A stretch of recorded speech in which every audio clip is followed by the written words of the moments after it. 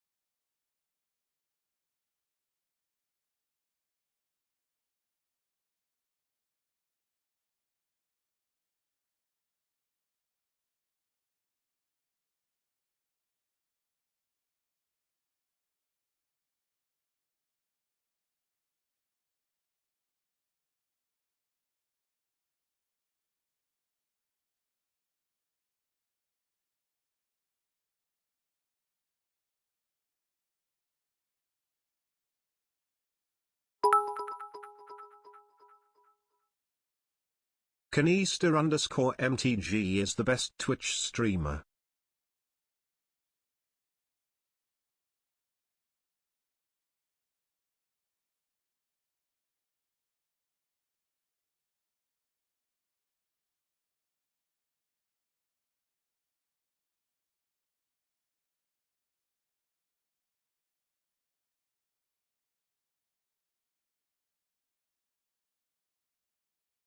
No hejka.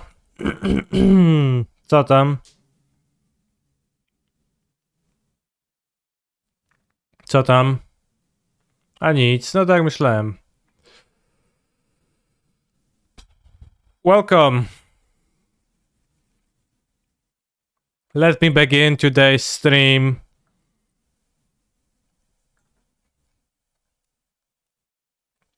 with a question.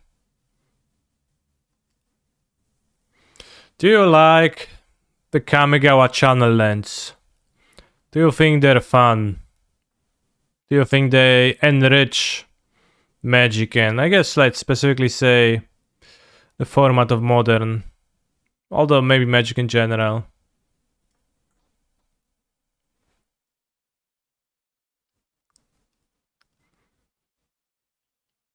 No, not really. You hate them.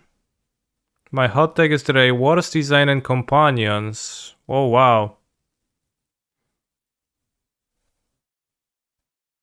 That is interesting. I didn't expect such a negative control player. Hi Canny, have a nice negative opinion to show up. Kamigawa channel lands are cool. Thank you for the sub, Charlie Stage 1. What if Fairy Macabre was a land? XD? Why is that funny? They are very boring.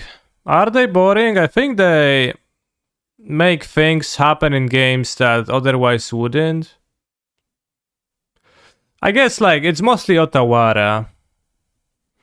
The playability of the remaining ones... Well, Eiganjo is fine. Outside of modern, it's pretty strong. And it does happen a lot.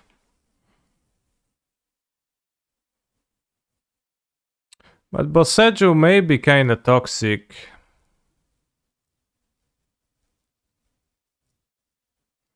Yeah, so I think Boseju is toxic because it lets you interact with the artifacts, enchantments, which you would like to have some degree of being untouchable in pre-boarded games. Interact uncounterably. The fact that they're uncounterable, that's fine. They needed a downside.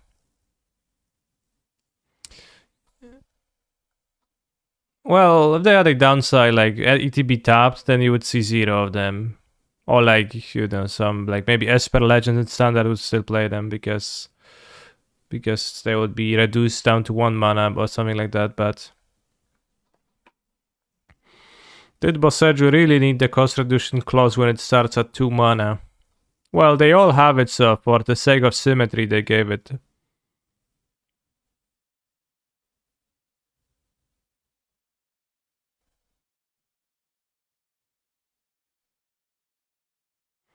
Boseju is a bit different than the other ones, yeah. The Mardu ones are relatively low powered. Alright, but do you specifically...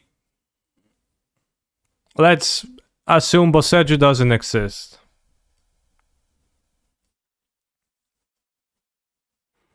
Do you like Otawara, specifically? Do you think Otawara is fun? And cool and good addition to Magic the Gathering? You hate Otawara, shit.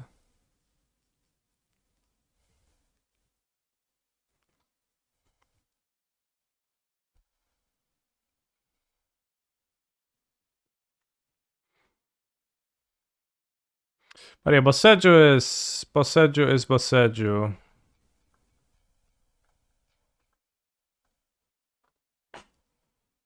Otawara is one of the best cards in a long time, so yes, fun. So in your view, the best cards are the fun ones?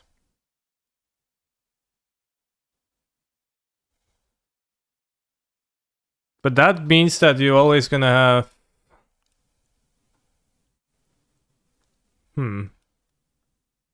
I don't know if that's a sustainable philosophy.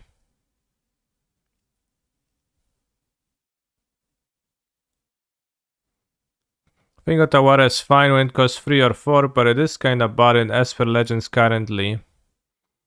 I mean bad as in toxic gameplay wise. I don't mind Esper Legends because Esper Legends is playing like 27 to 29 lands. So it's playing those as spells, and it's like builds a deck by playing mono legendaries around that fact. So I don't mind that. Like it's not free rolling them, and they still are legendary lands with like a tangible downside. So they're building around that. That's fine. Everybody else playing one Otawara in like rare cases too. Otawara is one of the best utility lands in my opinion. Like power level wise, that for sure. Like the delta between utility and just being an island when you need it is very nice. He's a phenomenal control player. Coke Zero. Shit, you missed a hype train, bro. Alright, let's go and play a league with my Otawara badly designed breach deck. No Giganta to play 2 Furies in the sideboard. We'll see how it goes.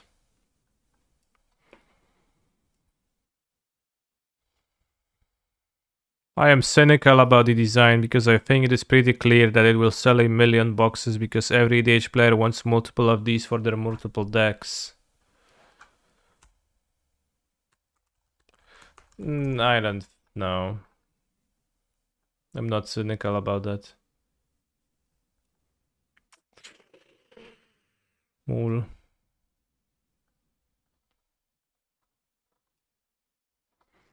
I want to keep 3 lands. I think I'll just put back Breach.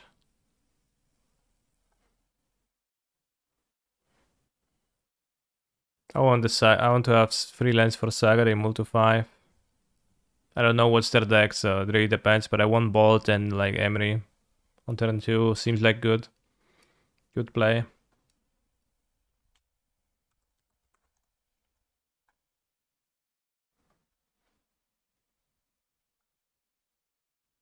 Oh wow! Alright, I didn't realize that Otawara is worth 17 euros.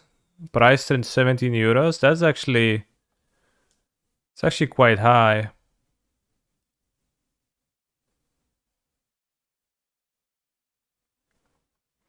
In Merktide, you just pray for Brazen Borrower or Otawara? Yeah, you do.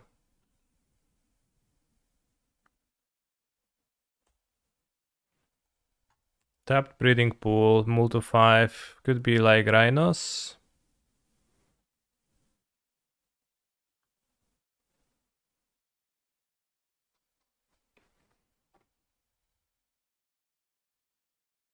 Who else goes Tapped Breeding Pool? Living End? Moves to 5, Living End. Passes. With no Cycler? Unlikely, but possible. Neoform? Unlikely.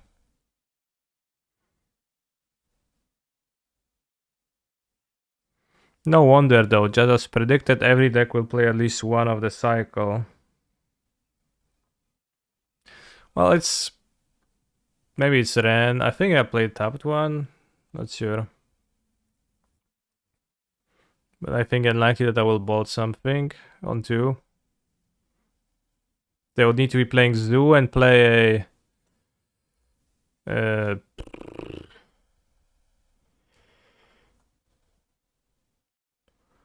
the Showa Brawler for me to get punished. But Zoo often plays Giganta, so they're unlikely to play anything, I think.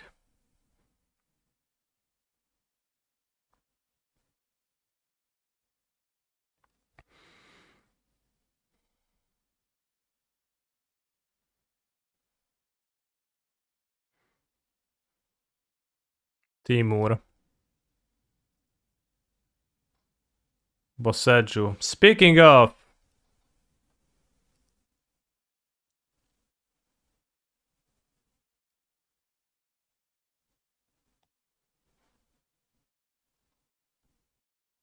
Speaking of the devil, probably should get a pool.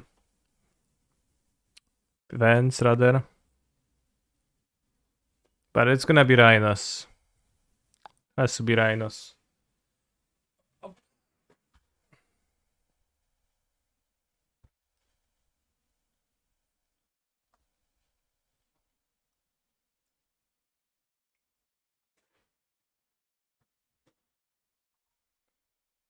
They revealed Blood Moon, Force of Negation, Become Immense. Okay. And they drawing Scalding Tarn. Not gachi form. To be honest, I expected it not to be gachi form, but I understand if you still clang onto the... Oh, that's a good draw.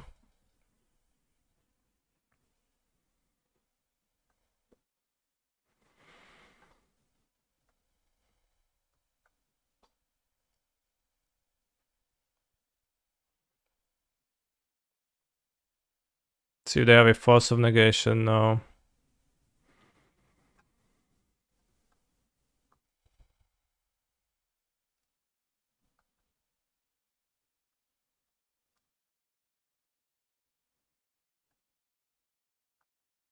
I'm done pretending, but this is not... I don't think it changes anything. I think Otawara is fun in games. It does let people do stuff that they wouldn't do otherwise. It just kind of extends your interaction a little bit. So like for the most part, it is fun if we accept that what is hates combo and linear decks, and we all need to play by their rules of combinations cards.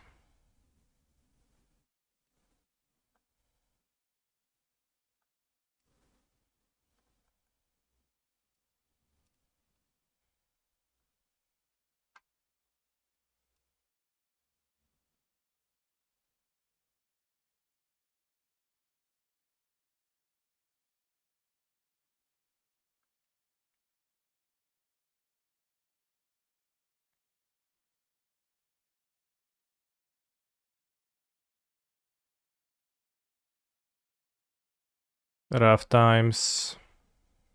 Still gonna get on the rhinos if they don't crack the fetch. They draw the outburst. So hopefully they do crack the fetch. Good. Hi Pururin MTG. How are you doing? You could play 5th Land Fury. I don't mind if they just play Fire.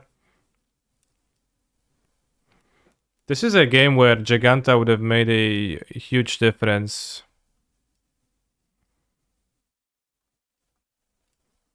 Just 3-2, they Hammer League. Very nice.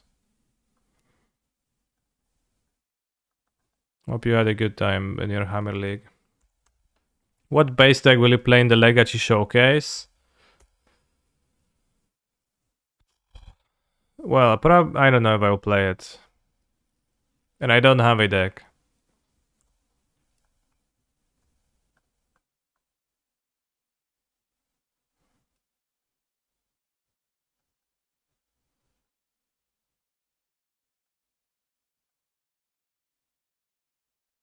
Predict Timur Delver. Well, then you might lose that prediction. I probably will not play that.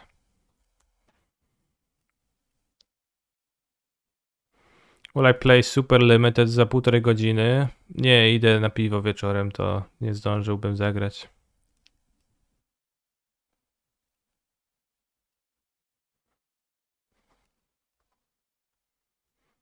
Planeswalker Rector deck yesterday, wow. There's reasons to keep a land for Shredder. I have 4 Shredders, but... Do I ever play combo in Legacy? Reanimator? If that's a combo deck, then yes.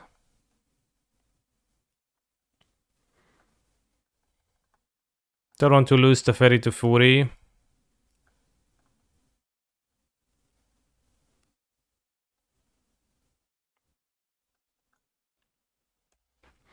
What do I think about splashing green for just for Summer in the side? I don't think it offers you that much. What do you want to do with it? Any particular cards you would like to veil? Particularly hard? Oh wow, another Emery fired.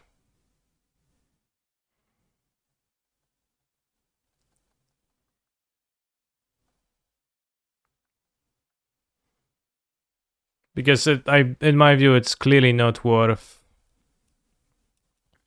splashing, but...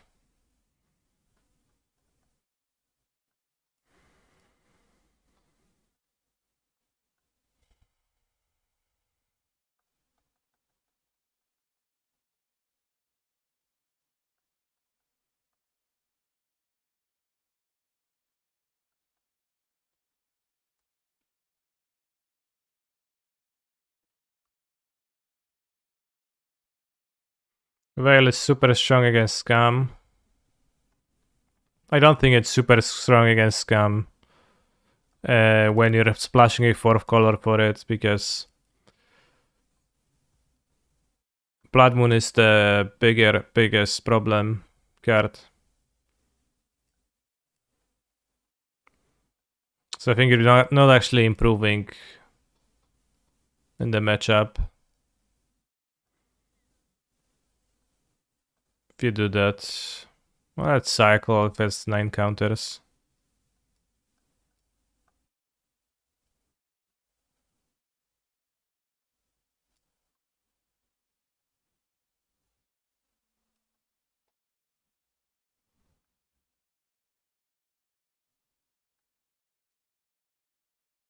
Blood Moon.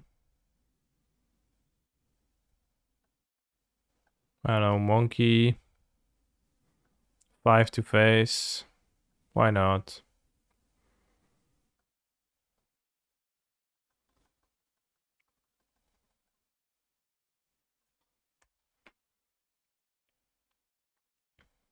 Against Merctide similarly, if you splash the 4th color, they will just sideboard the moon, and you're just gonna be worse off for the splash than if you hadn't splashed.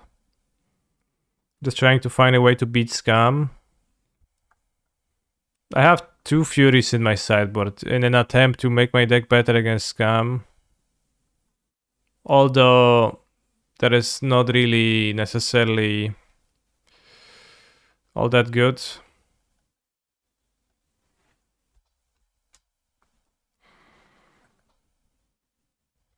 Because then we give up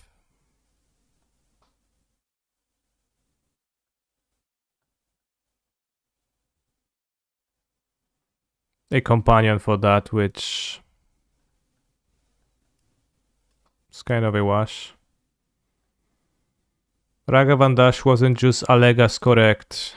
I don't know if it was Allega's correct. But I can't lose in this situation.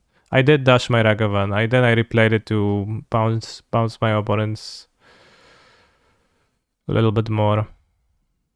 But it's like a 100% win rate line versus a 100% win rate line. So I took the liberty of just clicking cards.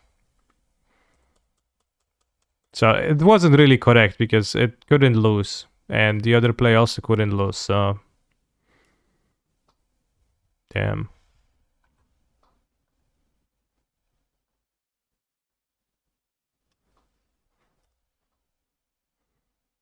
Yes, I could dash Aga again and return to hand. Oh, you mean for the Grape Shot, to get still the Grape Shot and dash. Yeah, maybe that was better. Decent suggestion. Audience, huh? I have 13 cards in my deck, by the way.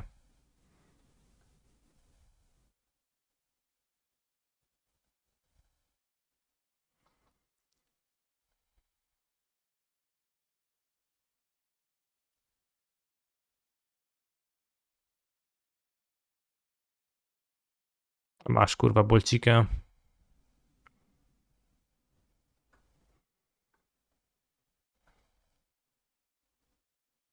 Playing as Team Rhino, so they will not have bindings, so not interested in Werther. Slightly interested in Shadow Spear. They are a Blood Moon deck, so that makes Shadow Spear worse.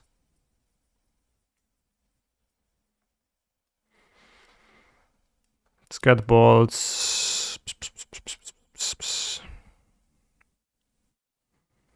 Then what? How do we cyber against Rhinos? Timur Rhinos.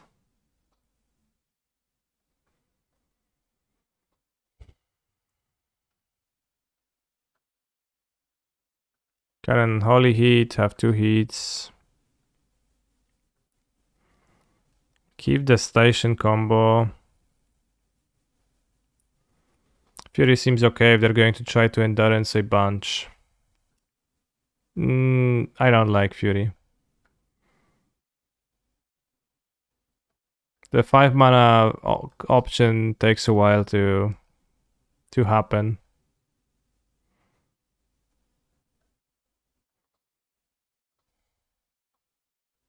Probably 3-minute iteration. I am on the draw. I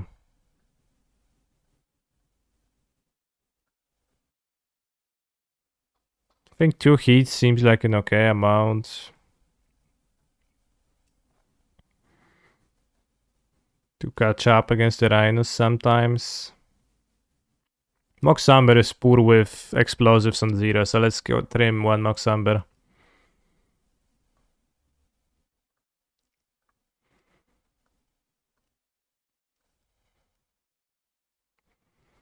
Ashok back in Modern. I did lose to Titan that one time with this deck, and then that changed everything.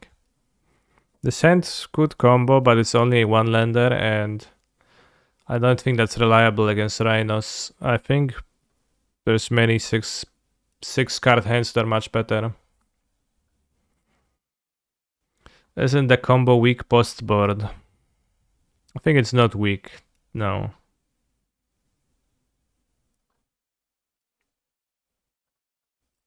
Wasn't Ashok cringe and modern?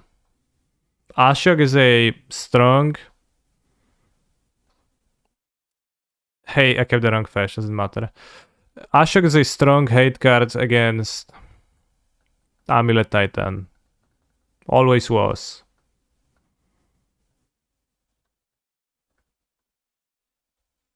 That's it. Strong 5. It's not really strong. I think it's pretty bad. Like, I can kill the Rhinos, but I don't go anywhere. If I draw a Ledger Shatter, then it's a strong hand.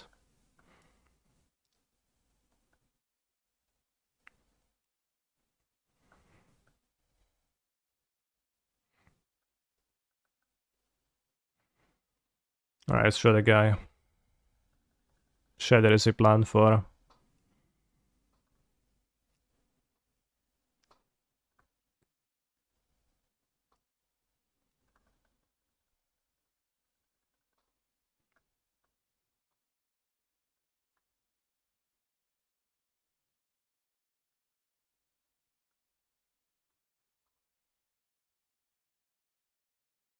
Might cycle Spell Bomb. Let's cycle Spell Bomb. Making land drops stronger. You're eating chickpeas. Alright.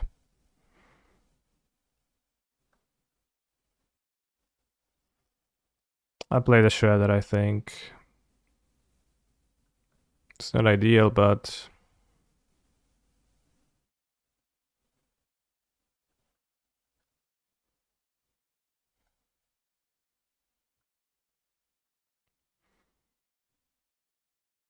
we will not be breaching in the near future. I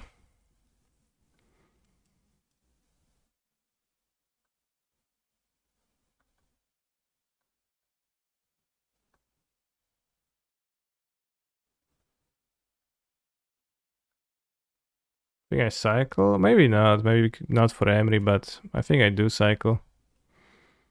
No, I shouldn't have cycled. What do you think about One Explosives main deck? The slot would be the Mishra's Research Desk. I don't play Mishra's Research Desk currently.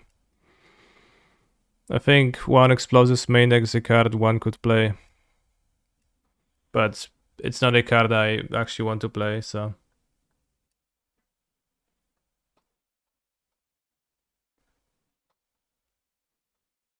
It's not... It's just narrow. So many decks where Explosives is very far away from being a card you would like to play.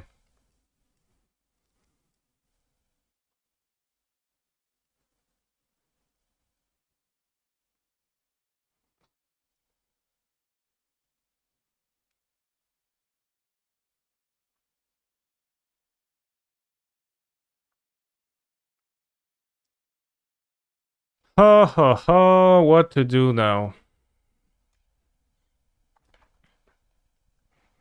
It kills creativity though.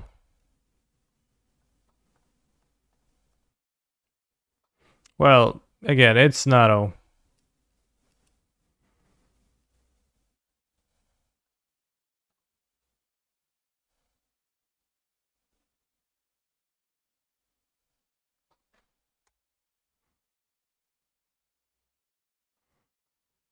They play 5 mana Fury, I'll die, but it's fine.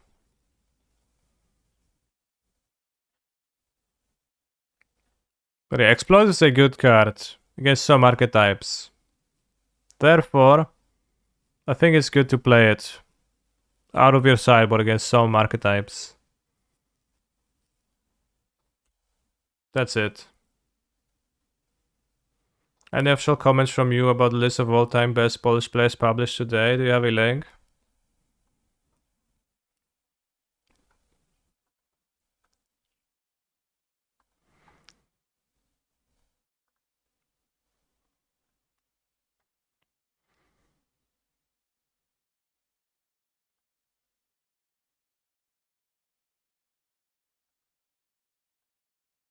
Then you can review it.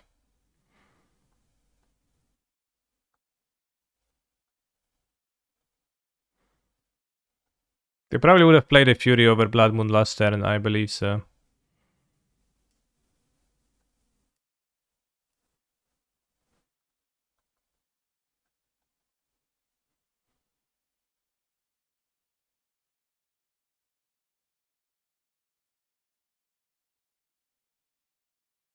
So I don't expect them to have a Fury here.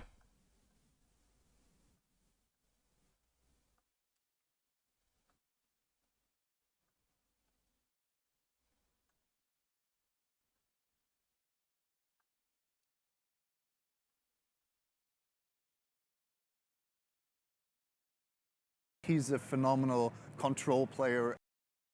If you are just about to go to RCQ and it's Pioneer, and you have no idea what deck to play, what deck would you choose?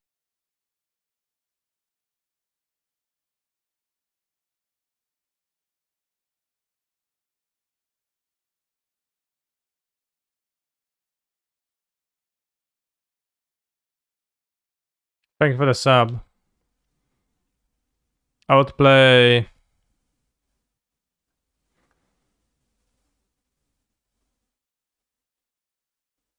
Yeah, literally anything.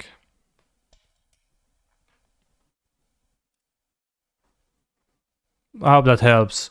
I would go to youtube.com/canister.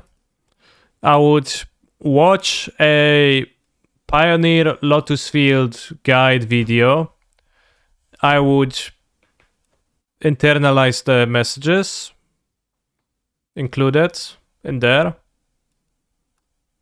And then I would follow suit and I would play the deck. I would potentially make some minor changes to the deck list, taking into the account the results from the PT. For example, I would add a Lair of the Hydra instead of one of the Temples of Mystery, and the rest of the stuff is much less important. Ooh, dodged the bullet. So that's what I would do. That's how I would go about it, personally.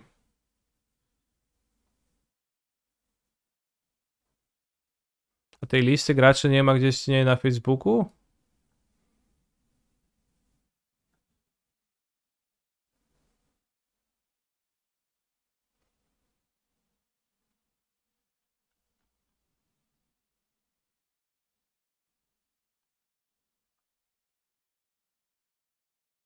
Chłop mnie atakuje. No dobra, zaatakowałeś.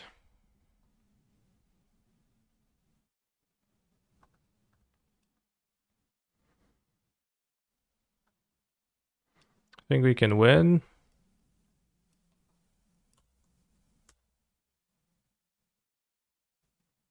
Am I breaching? Yes.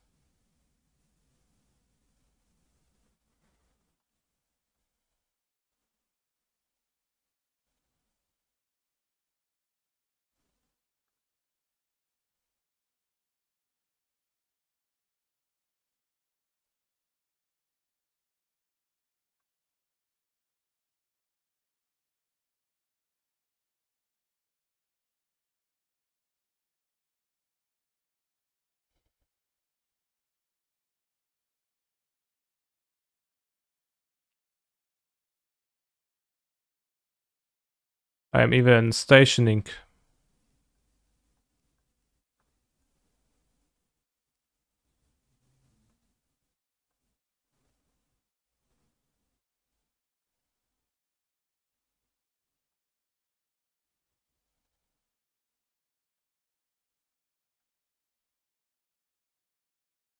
But isn't the combo weak post board? Well, it is, and it actually was entirely irrelevant this game. It didn't do anything. I could just win with the Ledger Shaders over a course of 3 turns, so it actually was pretty bad here, yeah.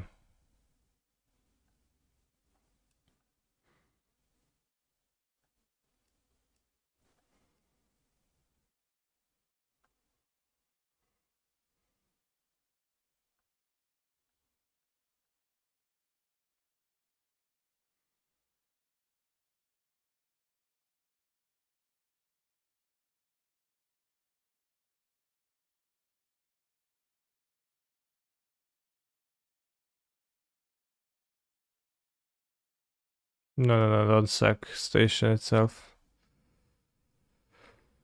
But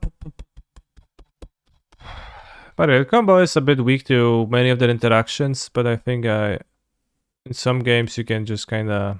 They have the rhinos and that gives you a way to win if you can't handle the board.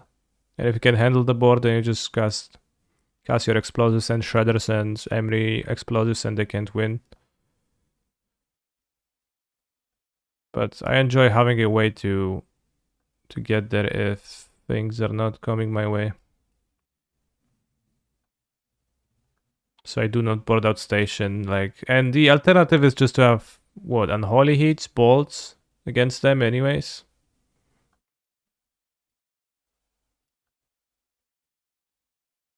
That's pretty low value too.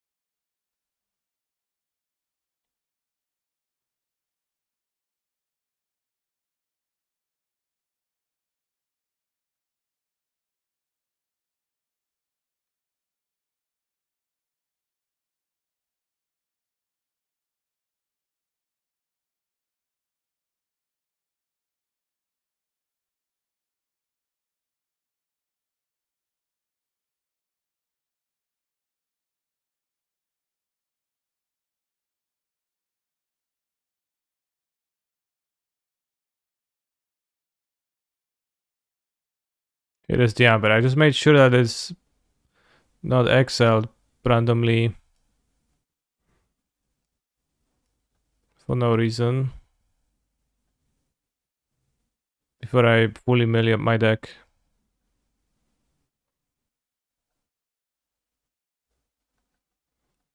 Well, if I said out Amber, I would stop with 3 cards in my deck and I'll be fine.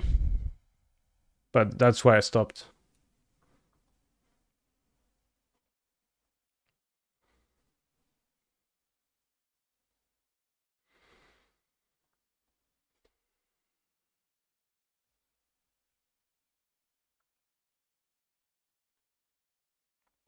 After the RC in Napoli,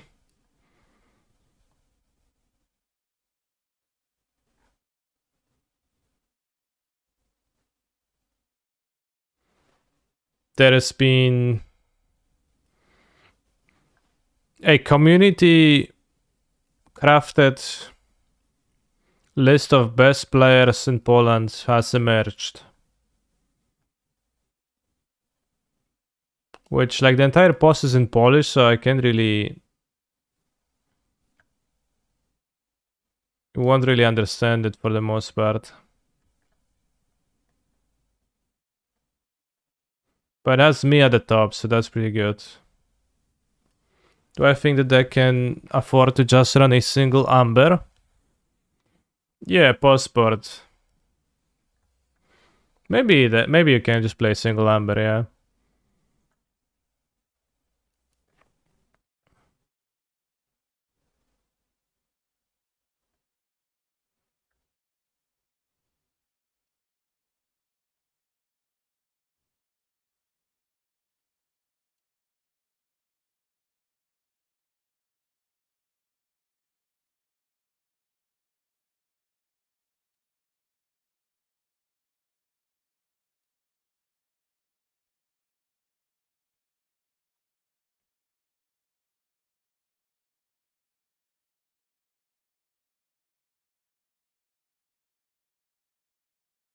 Kto jest najlepszym graczem gry Magic w Polsce? Wiadomo, kanister. A kto jest numerem 2? Kto powinien być w top 10? Kto jest najbardziej przehypowany? Czyje magicowe ego jest napompowane jak balonik? So it says, who's the best magic gamer of the magic game in Poland? Obviously, it's Canister. But who's number 2? Who should be in the top 10? Who's the most overhyped player? Whose magic ego is pumped up like a balloon? Każdy, kto choć liznął kompatytywnego MTG wie... I'll just speak in English as I read this. Anyone who at least tried playing competitive MTG knows that players love those types of discussions, not only in Poland but in the entire world. Problem is, it's pretty hard to figure out who. It's pretty hard to definitely figure out who is better than who. MTG Yellow Project exists. There's like Modo and Goldfish results, but there's no space where those different magic worlds could clash. What? Thankfully, Canadian gamers found a solution for that, and they created a list. Then created and curated a list of the best players. The idea of crowdsourced ranking seemed really fun to us, so we did one ourselves. Alright, it's just so hard to translate on the fly, bros. So that's the list after sourcing and asking many gamers. So let's see how many do you actually know. Piotr Głogowski, number uno. That's me. Second place, Grzesiek Kowalski. That's Urlich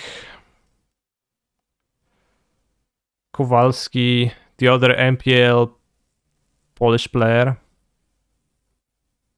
from the original MPL. Urlich on Modo. If you Google Grzegorz Kowalski, you get some kind of a rzeźbiarz person.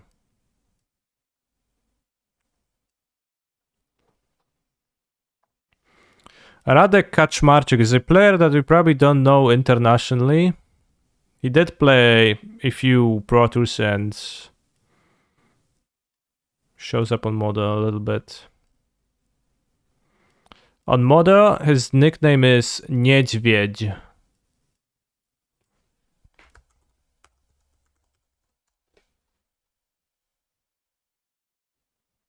can also like MTG Yellow Project them.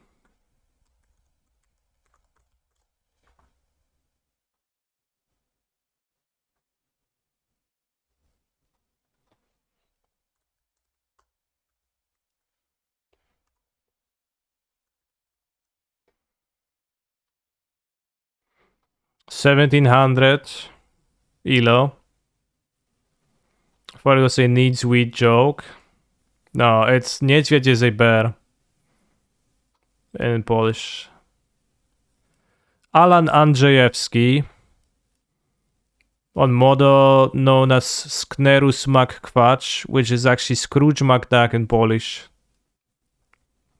I think Alan is really strong. Wojtek Kowalczuk, that's Xerk 4.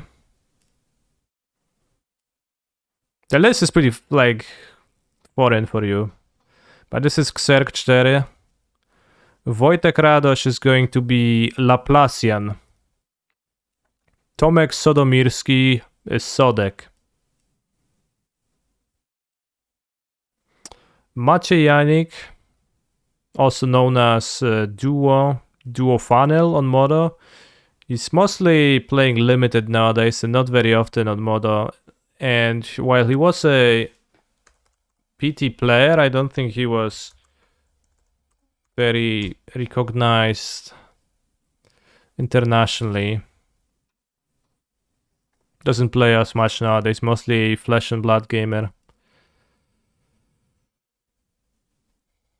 He was the person who taught me to play limited and I think helped me progress. Well, at all, I'm not super good at limited, but he helped me progress a lot.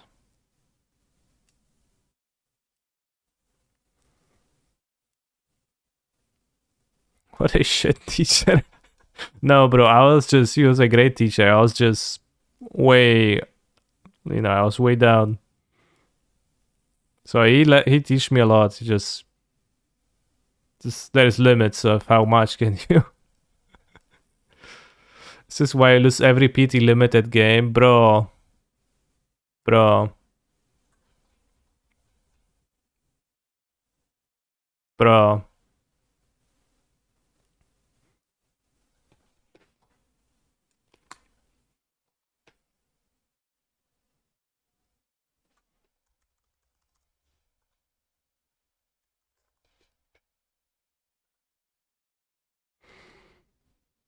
All limited draft. I'm 54% at draft in my career.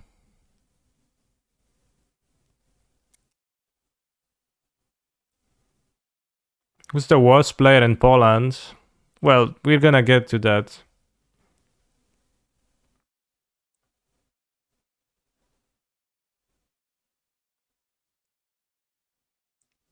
I'm actually 57% at drafts at PTs.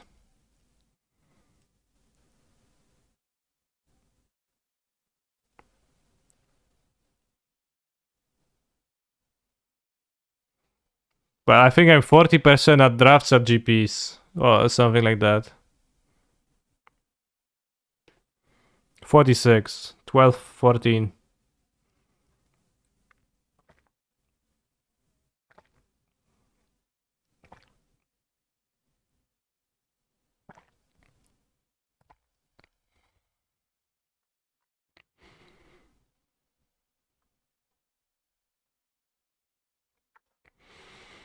Okay, so here Maciej Janik. He's strong but washed. You could say a little bit. Or not in touch. Jędrek Schmidt, that's TSP Jędrek.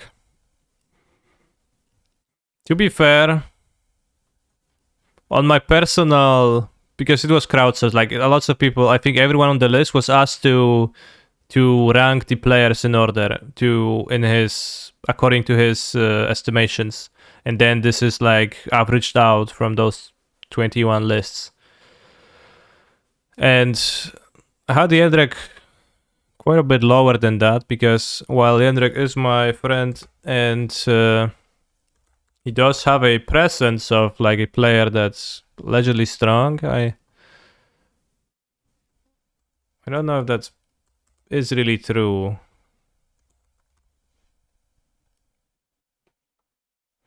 He does handicap himself a lot. 111 professional. He does handicap himself like a lot with the deck choices, but does like I think the word choice in deck choice in regards to his career is a little bit of a misnomer to begin with, because there is often no choice. If it's blue, he plays that. And then the few times he won something was if he actually like played an aggro deck instead of a blue deck.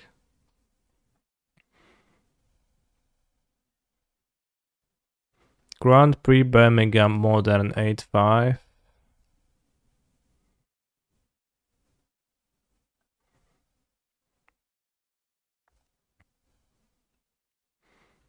Yeah, I agree. I agree with you, Udaya, but also this list is a list of skill then, right? So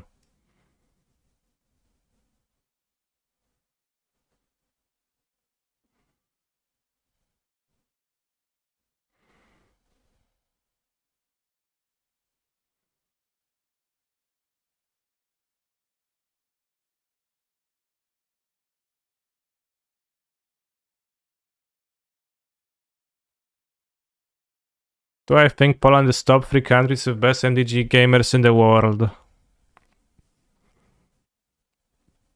Clearly, Poland is above US in Magic Gamer power level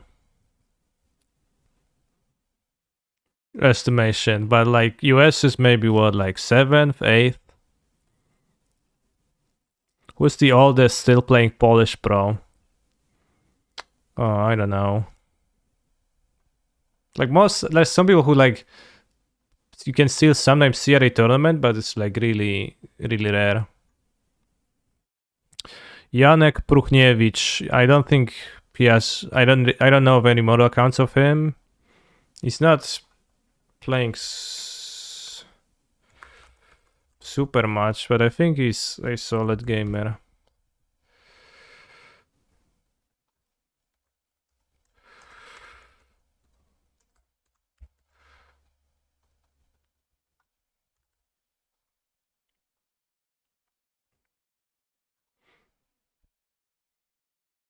Clearly, the countries that have an economic situation that allows for Magic Online to yield a reasonable salary produce the toughest, like those are the forges that provide the toughest Magic competitors.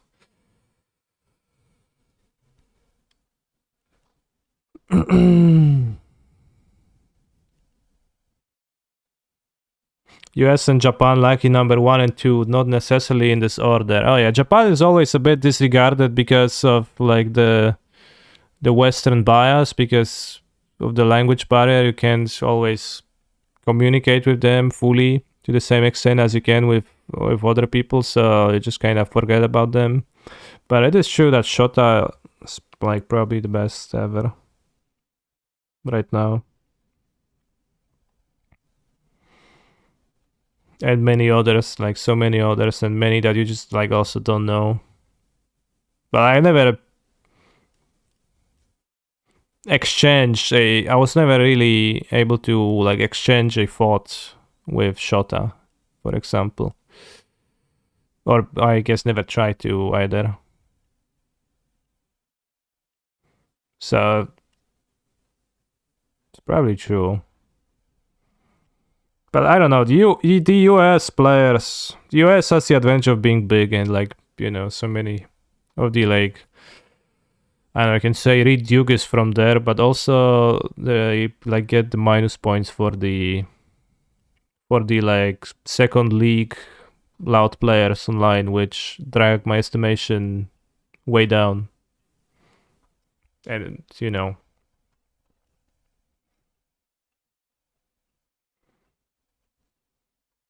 it's actually lots, like pretty large elo, 1840 43. That's so much. But like the last tournament 2019, then 2018, and free. How is he 1800 with like free, for free? What the heck? How did that happen? I guess he's 11-4, so he gained 100 elo after an 11-4 result.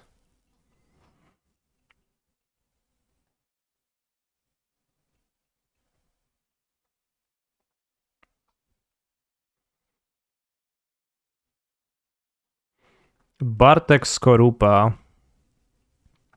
Bartek Skorupa is Raest on Moda, the Lotus Field guy. He's good at playing Lotus Field. I don't know much about his capabilities with the game in general.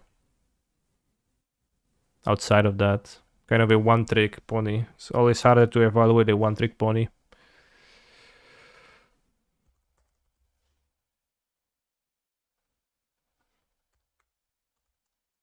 We'll find Bartek.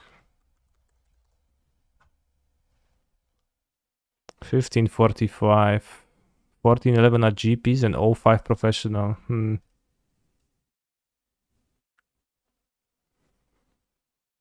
Skamrov. So they typo or you know they fun?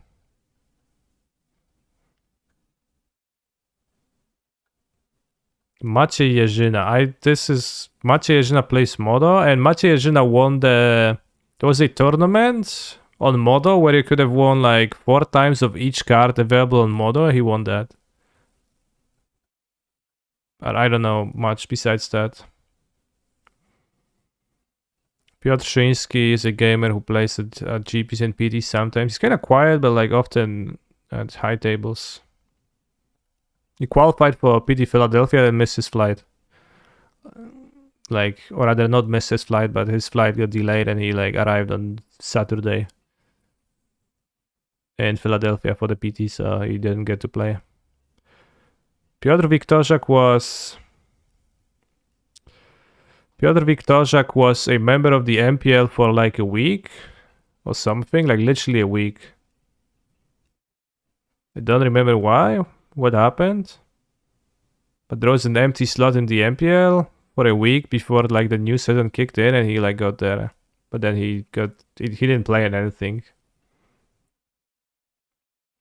Did he resign from the MPL? Well, he like right after that I don't know if he was in MPL or in Rivals in the second season, but like he didn't get to play in anything, so he probably got to Rivals because of no points. I thought it was kind of a weird situation. There was some situation like that. Teusz Kopeć is an old-timer. Just played the PTs before I started playing.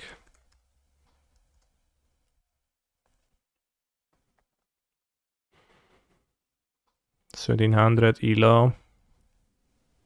Lots of PTs played, but like 157, 152 professional. Like always there, never excellent, I think.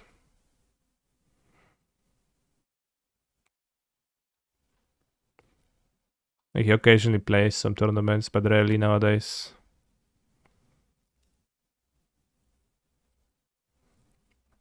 Peak ELO.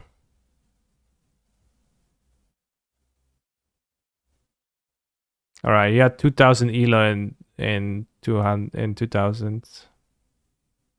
In 2008.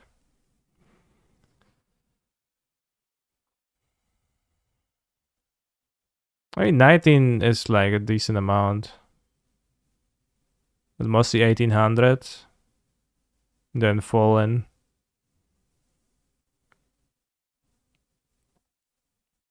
It seems like he mostly started playing at his peak, and it was only a bit worse after that.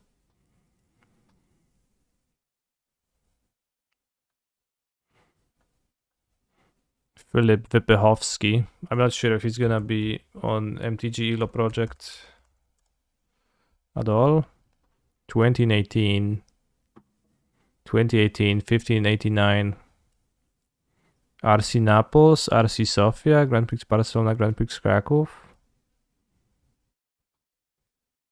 I don't know him much. It does not necessarily strike me with.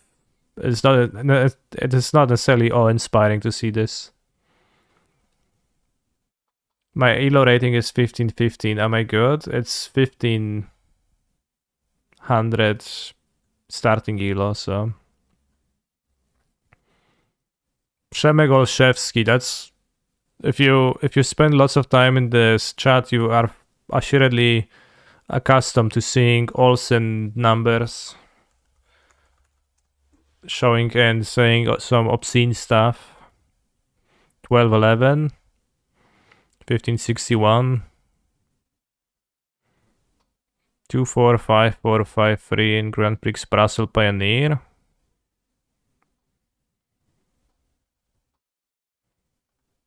Maciej Myszkowiak. Maciej Myszkowiak is the person who's responsible for organizing the like entire Paprikash series tournaments. He's like more of an organizer than player right now.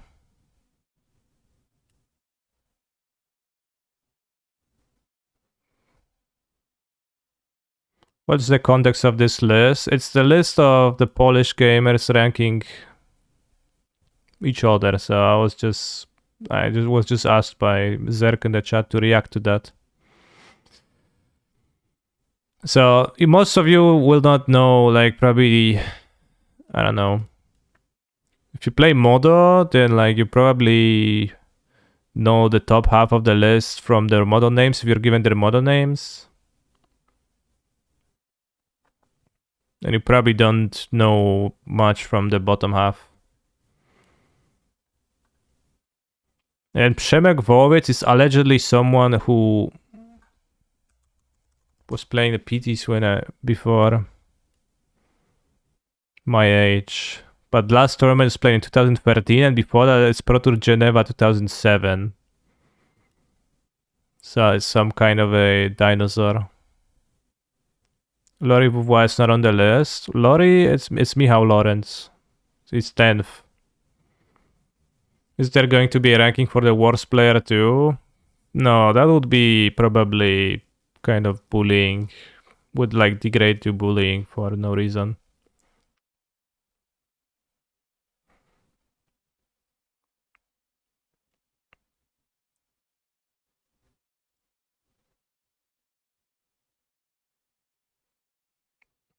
Yeah, 19th place is Olsen. Also leaked. 2001, I was 6, bros. I was 6 back when Wołowiec was getting a 4-4 in Prague.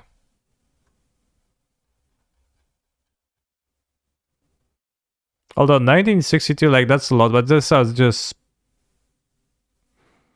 15 years ago, last tournament played, so. And then, like, 6 years after. 15 years ago when, like, active gaming stopped, so. It's kind of hard for me to translate that into the current times, and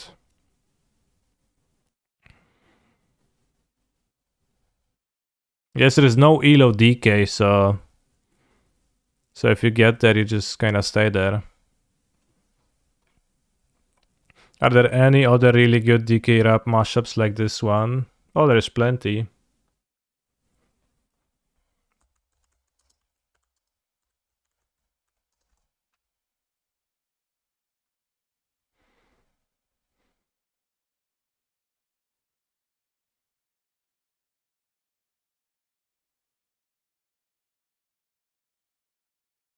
Just Google YouTube Donkey Kong. Bring Donkey Kong to life. I'm not sure if this one is good.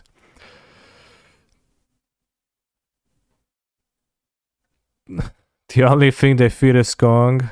Alright.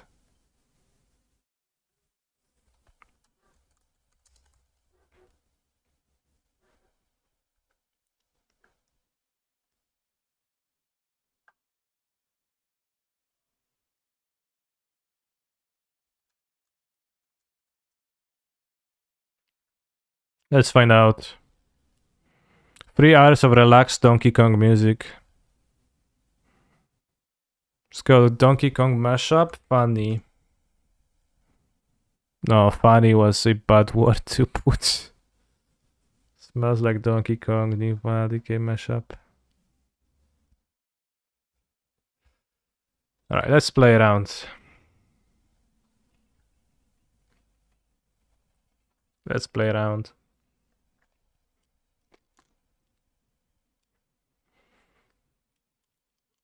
Do you want to clap? This is the monkey rap. Donkey Kong. No, the Sephiroth one is really good. The Sephiroth one is really, really impactful. It just has a great vibe.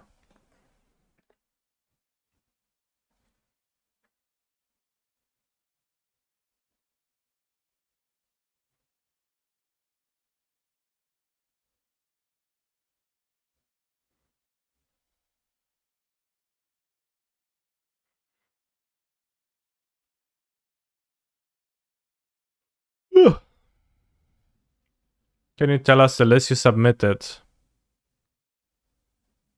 For what?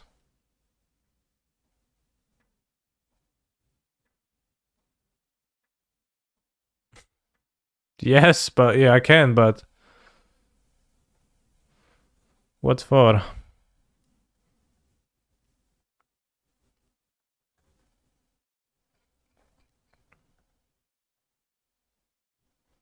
You mean this league? I'm playing Grinding Station.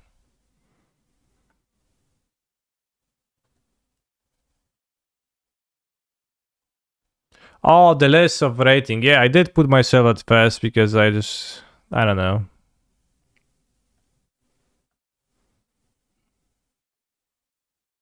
Like, who else, right? I assumed most people will put me at one, so like I'll just be at one, so it doesn't really matter.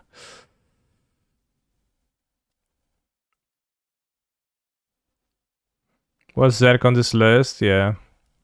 I don't know if I want to keep this. Maybe I do. We're up against Kahira.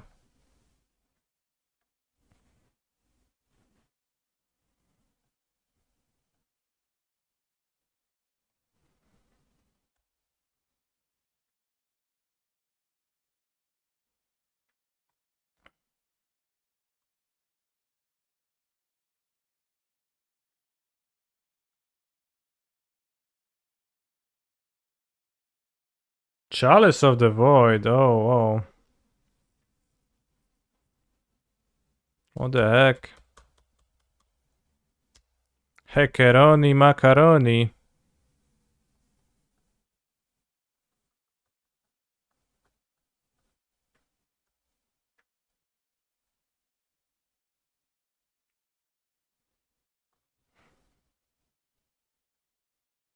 How many Swiss players are there?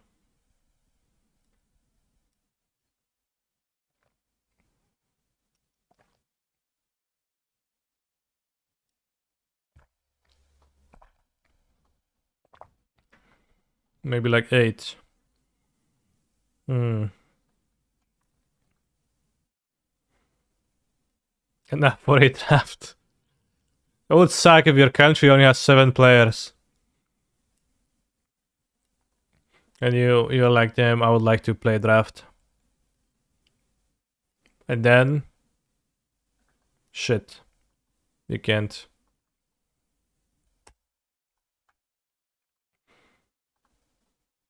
Do I have a sideboard guide for this deck? Cause I suck at sideboarding with it. No, I frequently thought about making one, I never did. I will at some point. Maybe I'll make a video about this deck at some point. Because I have some ideas about this deck which are worth sharing, and I play this deck lots of times on and off. So... probably will happen eventually. He's a Do I watch phenomenal Seth control videos or player. only when paid to do so? I watched a few.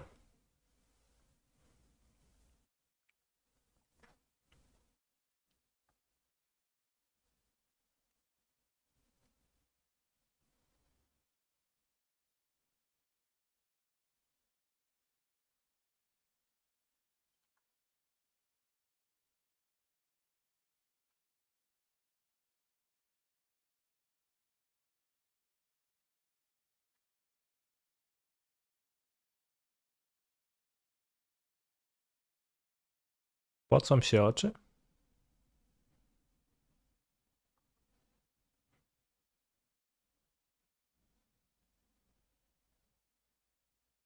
You know, plus or minus on this?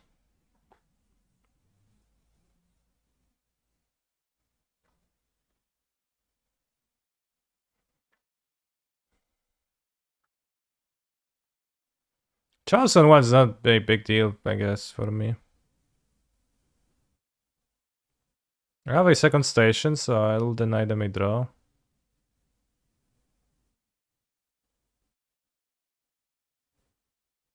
Maybe I should mail them. Probably not. How's the 4-share compared to Misha's research desk? I've been playing with 4 shaders entire time. It just that the 4th was in the sideboard and I swapped some cards around. I don't remember exactly why, but the desk was fine to an extent, but honestly, it was underperforming a little bit. In all honesty, like, it has to be said that it was not performing all that great. And everybody else was cutting it, so I don't know, I just got to.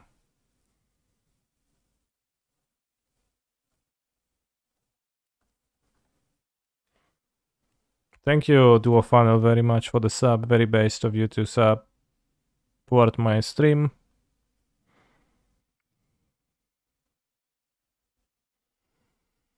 It's the second best Portuguese gamer, John Star. John Star is an enigma. Maybe he is a strong player. But what if he actually isn't? Gonna raft me?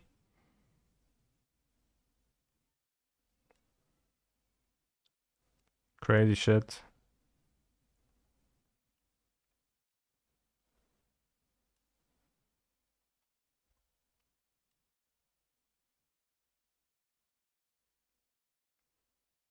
I mean, a bridge would be awesome to draw.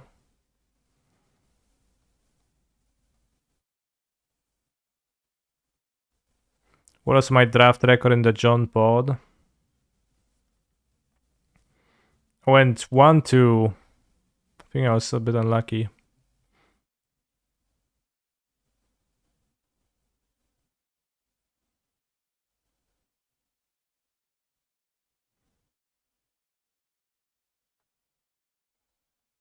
Play breeding pool that it seems like blue-white no Omnath. They play Chalice.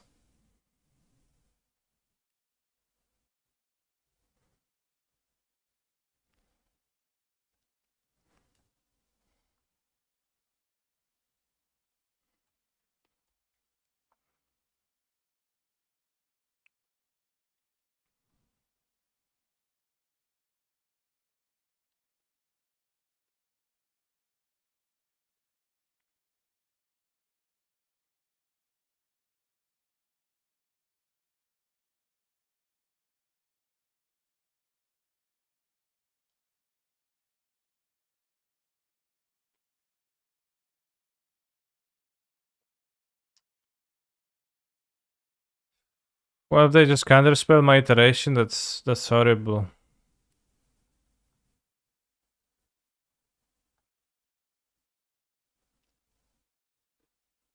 Wow.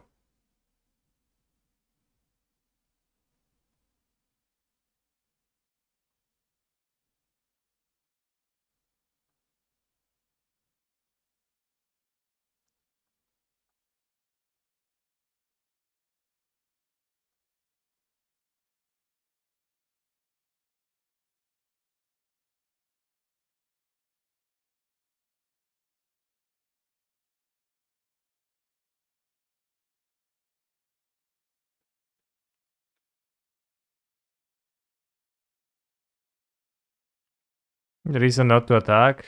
If they had... For some reason, if they have Wandering Emperor...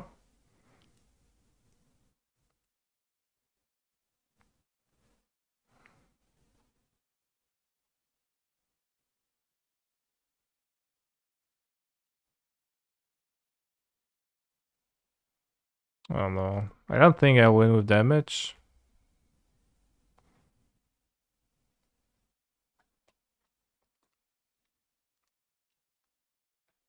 Probably doesn't matter much. Memory Deluge. Deluge.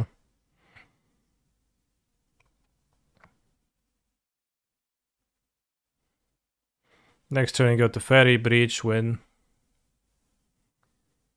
Assuming Shredder survives. Or I draw a land.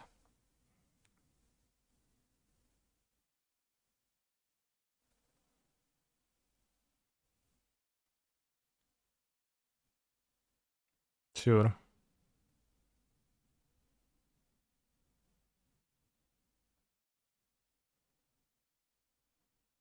think not attacking is fine, yeah. It's just that, it's fine.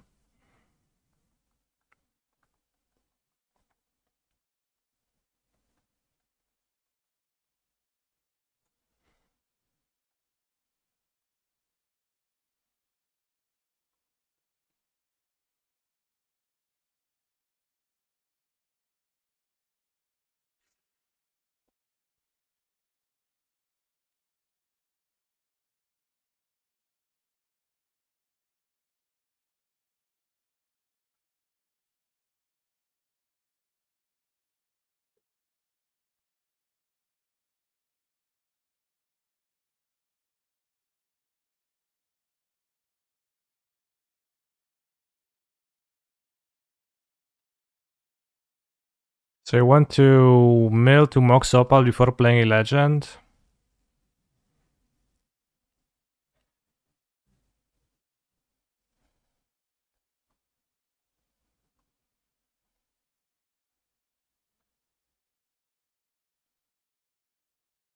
A bad name.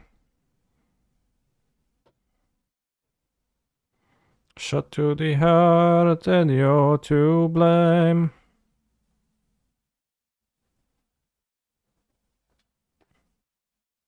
This is my bus, thank you. Yeah. This is your bus.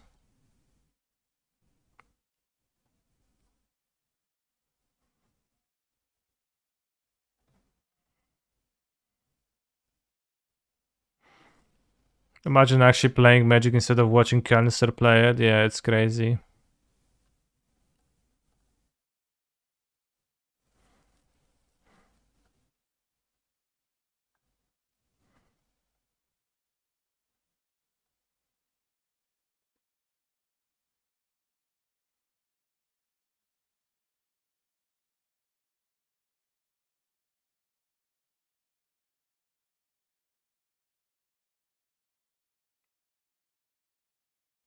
A bad name.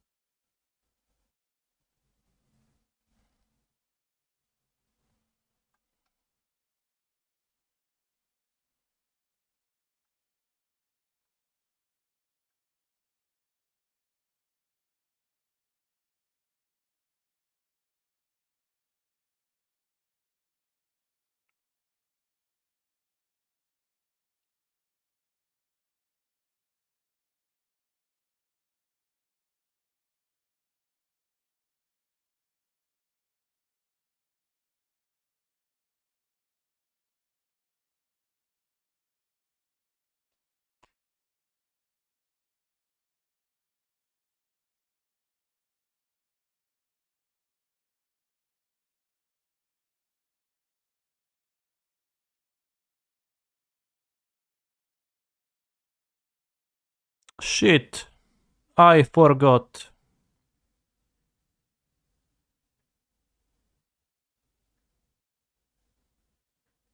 Yeah, I'm playing Grape Shot. Obviously, I'm playing Grape Shot because it's just straight up better, but I forgot about this card because it's been irrelevant for most. But it's actually relevant here. Am I wearing green? No.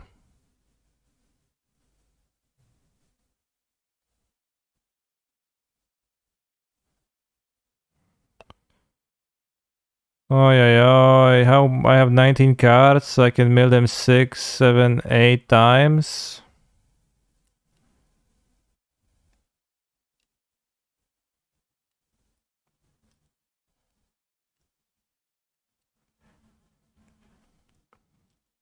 Six, 8 times.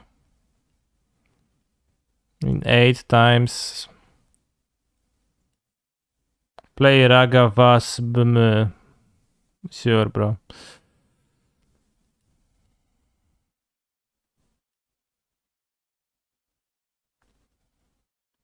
I have no more breaches.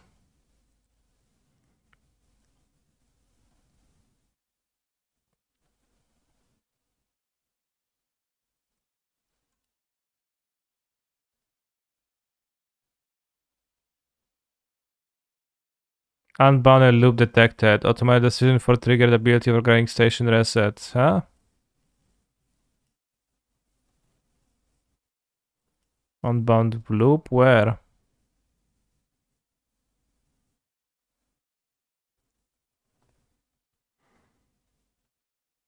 Stray Saga left in our deck.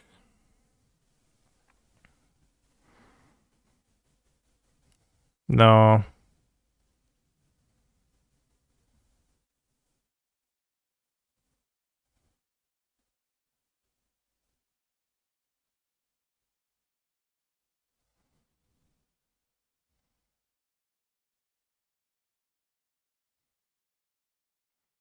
If we just milled them, I think I was maybe able to mill them.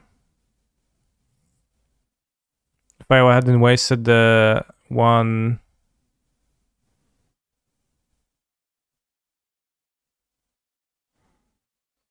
activation.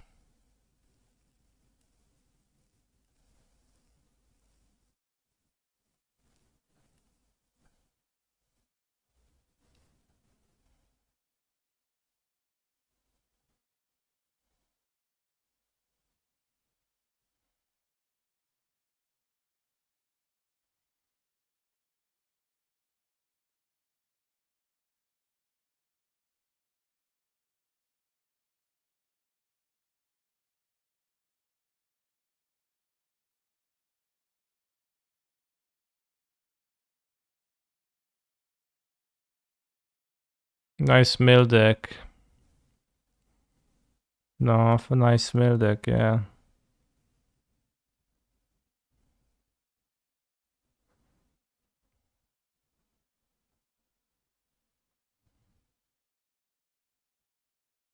Well, that puts my opponent at 16 cards in the deck, which achieves not much, but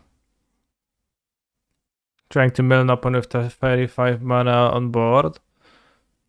I mean, you have creatures in play. Aye.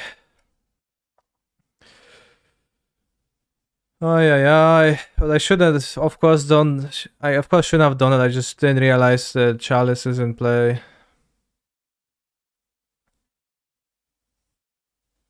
Barely does anything, but it actually did something here. To play Leyline Binding, so you can board Werther. And if they keep Chalice, keep binding, we can get them real good.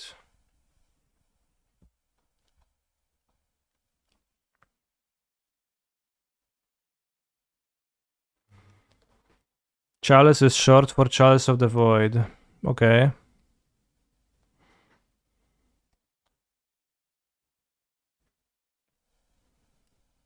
Sure.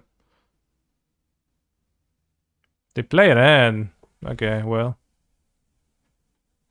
Have any Boseju or something? Otawara? No?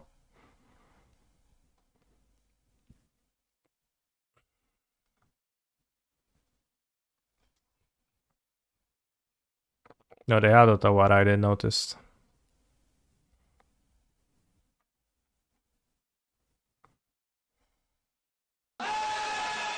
So I actually should have milled them at some point earlier in the game. Probably then that would have worked too. Yo, Pepengu. Thank you for the Raideroni. Did Mango get his 20 QPs? Did Mango need 20 QPs for the Legacy Challenge Showcase? I hope you did.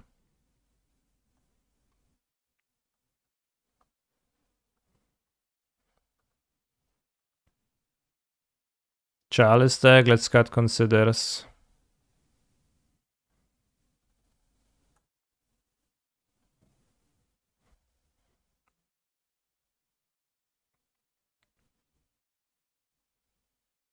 Seems good. Seems good, I think. Ether Spellbomb I don't mind to have in a deck. Maybe I should mind it. Maybe it's about worse in the second station. It probably is worse in the second station.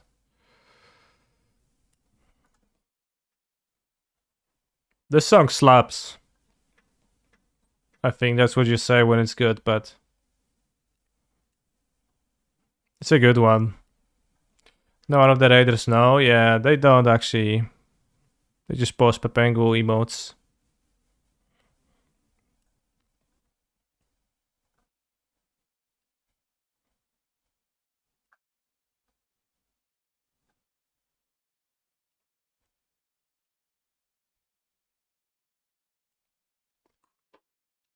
Also, I can board an Ashok and then I can have a theme mill deck. And I can mill my points with Ashok and then station them to death.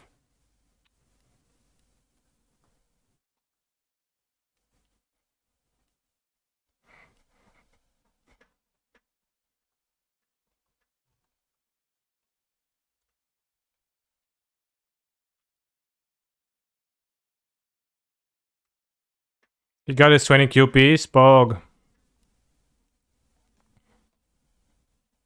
If you were me, what would you play in the Legacy Showcase Challenge? What funny deck would you bring? Neobrand? That deck is funny, but it's also pretty terrible. Reanimator. The Arena Rector deck, alright. Does that cheat Planeswalkers into play? Arena Rector, is that what it does? What planeswalkers? Is it like the original Nicol Bolas? Because that's pretty funny.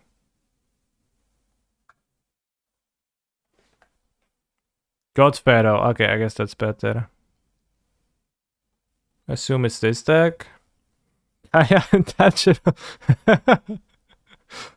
Nicol Bolas Planeswalker. Not even the God Pharaoh. Kai Untangible Slayer and Ugin the Spirit Dragon. Every situation is accounted for. Oh, and it's a Season Dungeoneer deck still. Dark Ritual. You sack with Cabal Therapy or Bone Shards. Arena. One Dark Ritual, yeah. Solid. Just looks funky.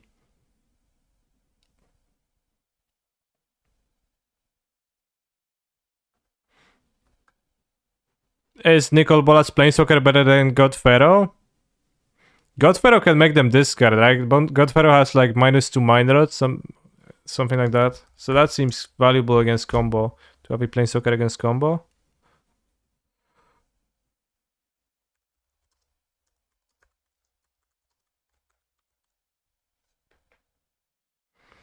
+2, they exile cards from the top until exile non-linearly casted, okay.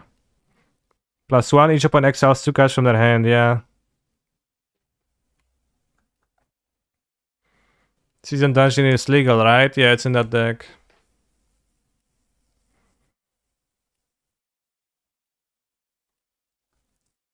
Yeah, iterate. They have a Spell Pierce and Tough Luck.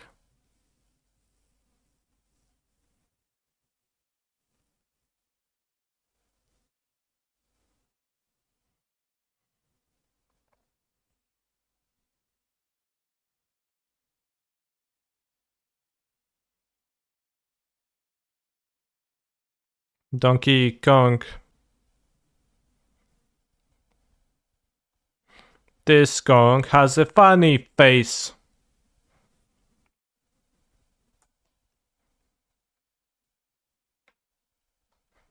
This song is good. With not playing Giganta for the Fury, do you just prefer to play Grapeshot as a win con over Thassa's Oracle? Yes. Because Grapeshot is a card that I can draw and it's a functional card and Oracle is not, so...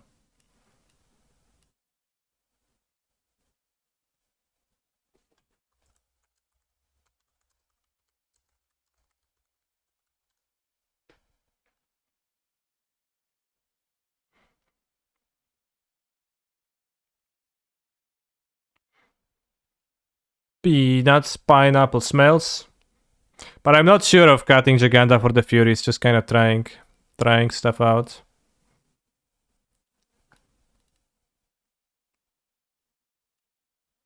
March, okay.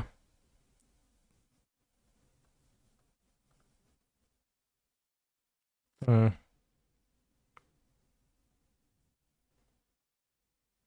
you think I should play Fury for like 5 mana?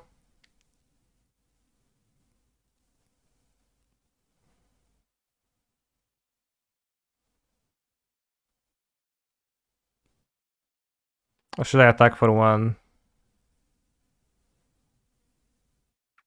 If they had a sweeper, I think they wouldn't march. For the most part.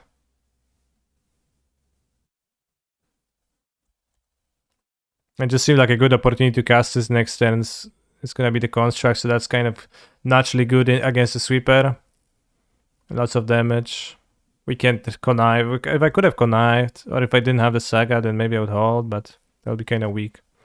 If I had Giganta, I could see picking Giganta this turn.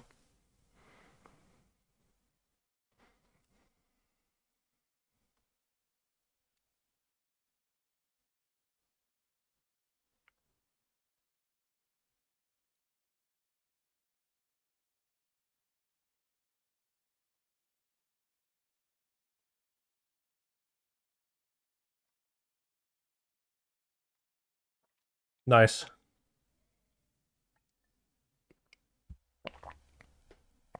Now they play Planeswalker, I can free a Fury. That's awesome.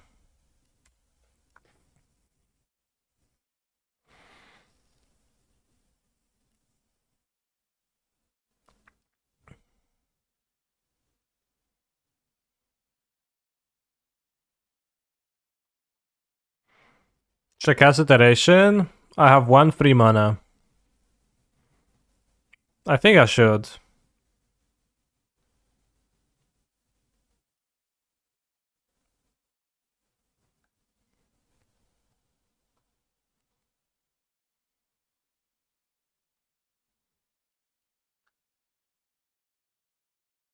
Nice.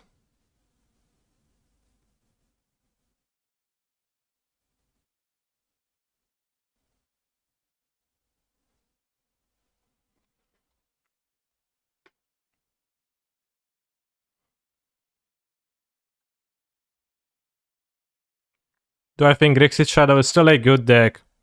I think it's not necessarily the top best of the top decks, but I think it is a playable deck. I would not mind playing it too much.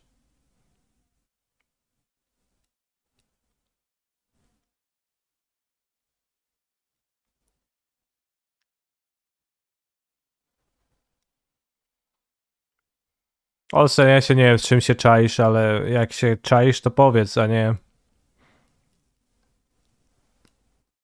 jakieś triczki.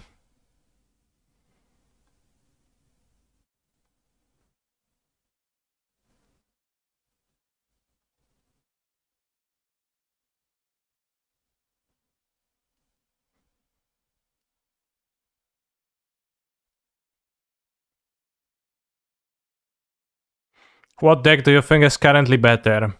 Merktide or Jeskai Fair Generic Ragavan Breach? Merktide.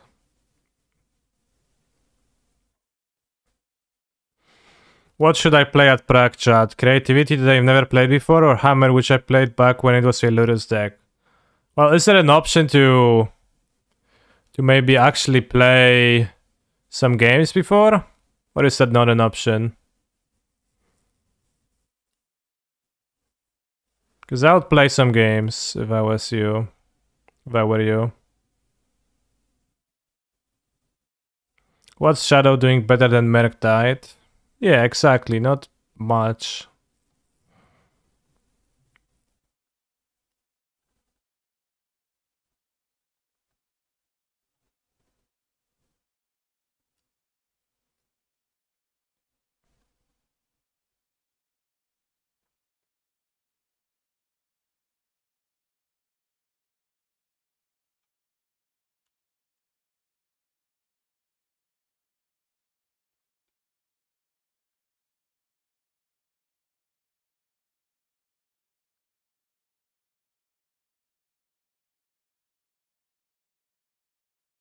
This scam tier 2. Maybe even tier 1. I respect the deck. For the most part.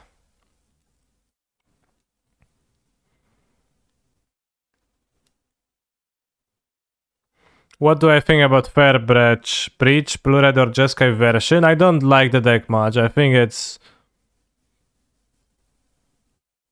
mostly inferior to Merktide. It seemed that it has proven itself to be mostly inferior to Merktide.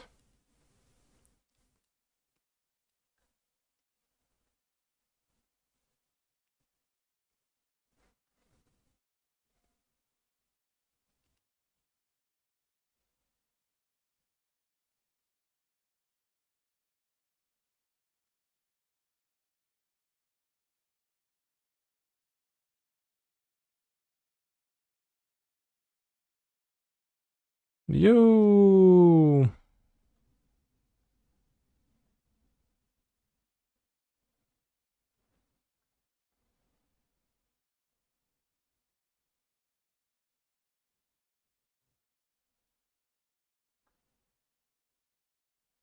can try to kill them. So let's try.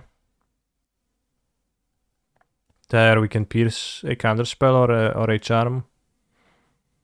Attack for 13.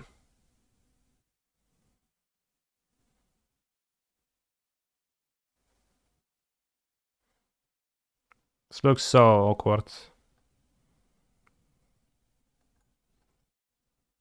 We also kill Ren with the trigger, so we don't have to be, you know, risk Ren surviving if we don't actually end up killing them because they will have some way to survive.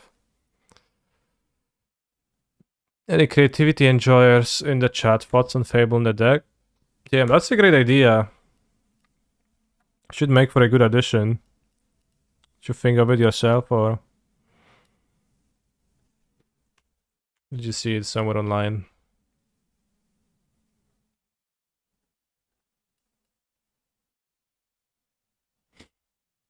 I assume the question is that you want to cut the Fable. As much as I'm not a fan of Fable in all the decks, I like it in creativity because it's just on plan. Making tokens of like both varieties, both creature and non-creature, and then also like non-explosivable reflection, which is actually threatening with Archons being hasty. It just kind of fits. Looting with Ren. Just many points of synergy.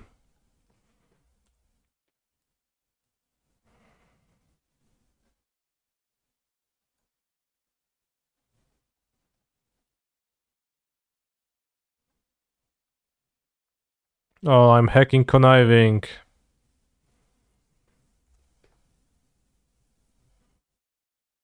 Oh wow. Okay, they survived.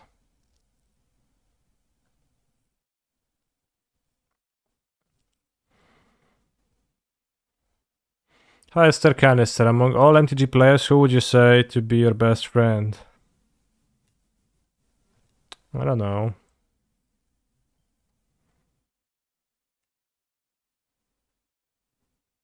Not you, though. If I had to make a ranking, then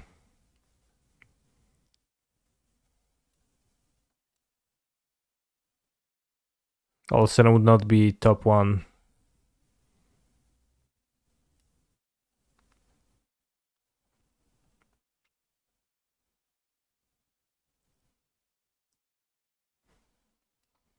I think they might have cut Chalice, but in the case they didn't, I just don't want to consider it, I think. Kinda risky.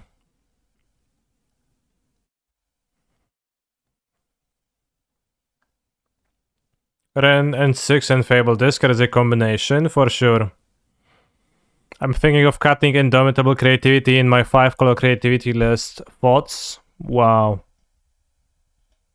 Would I be in your top 7,623 MTG players? I don't really know. Probably. There is... How many Magic players are there, right? It's not too many.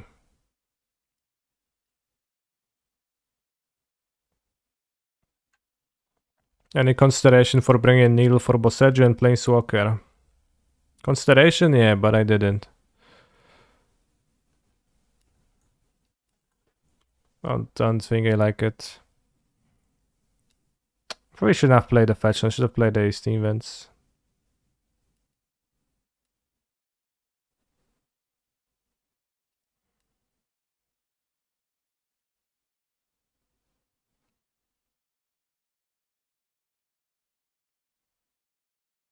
Bro, I have the followers, but I have no idea where they came from.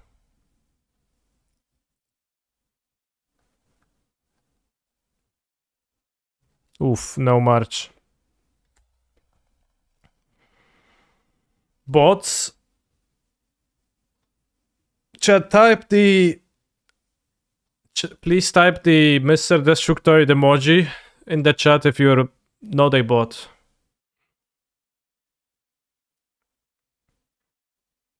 If you're not a bot, please type it in right now.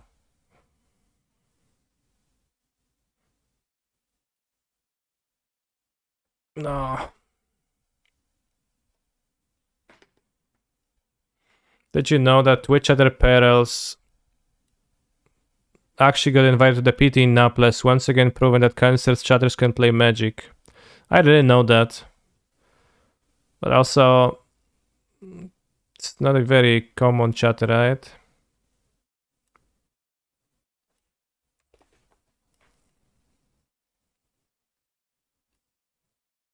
But It is true that canisters can play.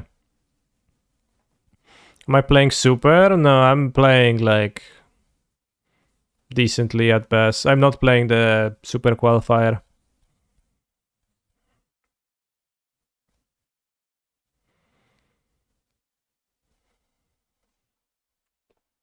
Stack looks good when you never draw the grinding station pieces. Yeah, but the grinding station pieces also are pretty good, right? Like Breach is a grinding station piece.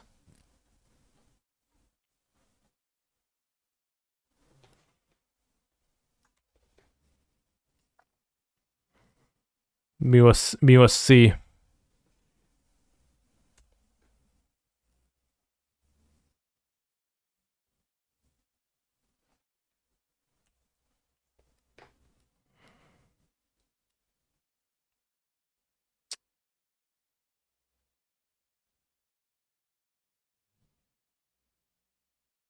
Wasn't summoning a Fury.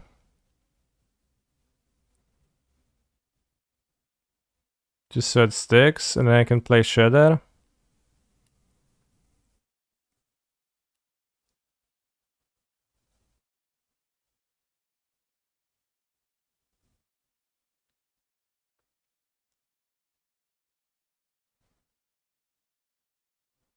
Do I pitch iteration or Werther?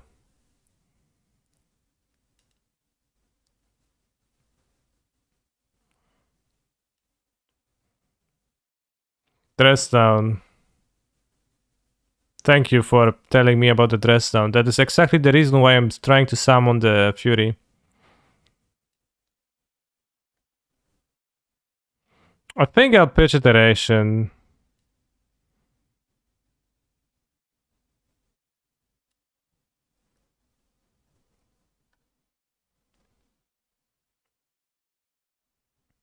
But yeah, the Fury is not going to die thanks to the dress down. That's kind of the thing.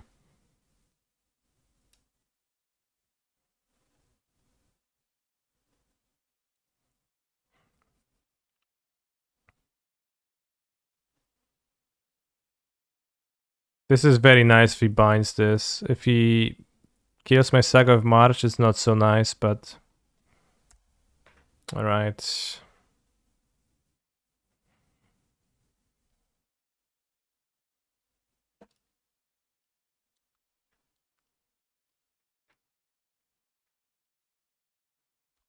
Typical Saga on the draw issues. Maybe I should have not played the Saga here. Maybe I should have played this normal land to play Shredder.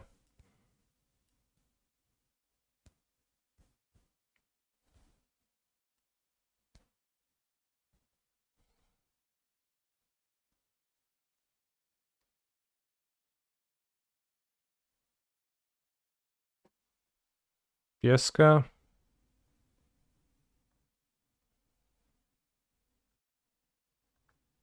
Not at the fairy. Alright, I'm fine with that.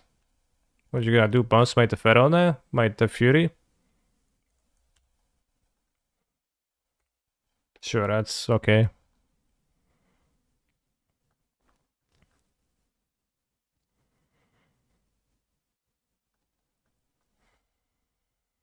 Think I play Shredder.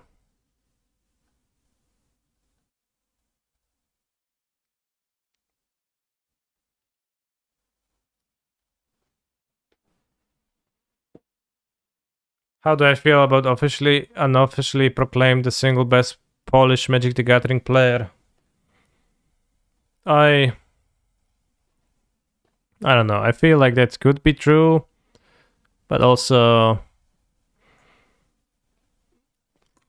well, it is true that I've been proclaimed that, but it's like true that I've proclaimed myself as that, but I think borders are imaginary, and besides those, still plenty of work to do to become the best ever.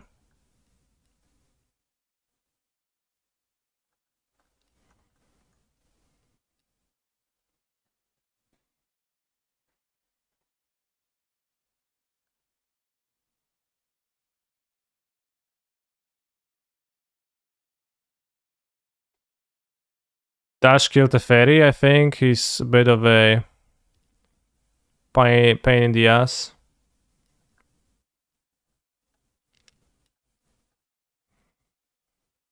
The best Magic player in the world is a kid in Africa with very little access to cardboard. Bro, I'll beat any kid in Africa. That's like not true. You're not born a good Magic player. It's like nonsense talking.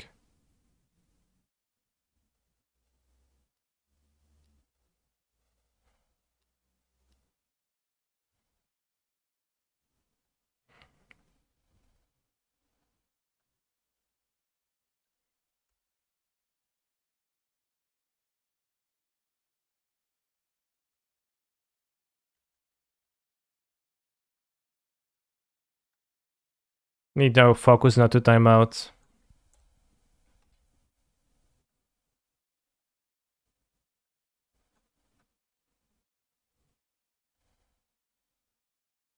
Skahira summoning, okay.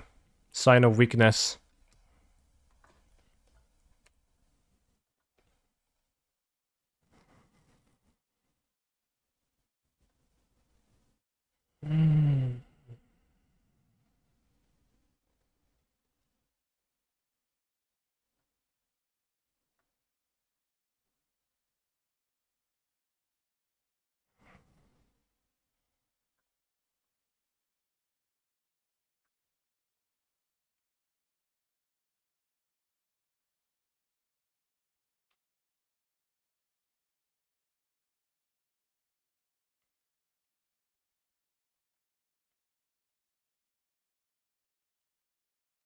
Fury seemed okay here.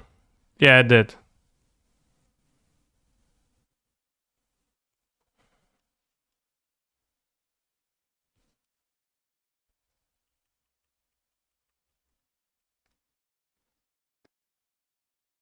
Prepping for RCQ tomorrow. Thinking of playing Jund Citadel. What are your thoughts? Good luck. I am assuming in Pioneer. I think the deck is okay. It's not the best ever, but if you are prepped with it, then I don't mind the choice.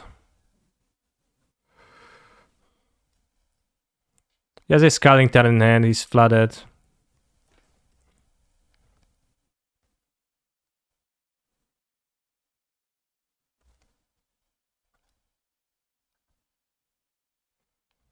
Isn't Black Green Tevarp strictly better than Citadel? Bro, I don't know what you're talking about. I don't know if your like fringe deck that doesn't exist is strictly better than some other fringe deck that barely exists.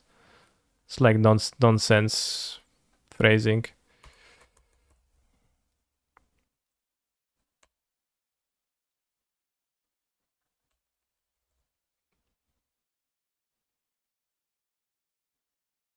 So if he has a Solitude, then he has nothing, and I have, well, Saga. So I think I'm advantaged. Alright, this is whatever. So last card is Scalding Tarn, so the spell piece is unlikely to do much good, but we have a Fury Saga station, so if we draw Underworld Breach, we also win with the combo, so I think I am advantage. Although the combo, I have 3 minutes, so probably not going to be able to perform it.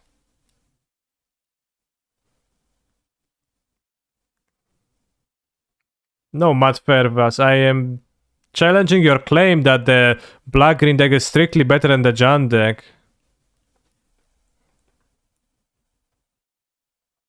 Like, if you can play a strictly better deck, yeah, then do that. It's probably gonna be better off playing a strictly better over a strictly worse deck. What's that? Ending 5?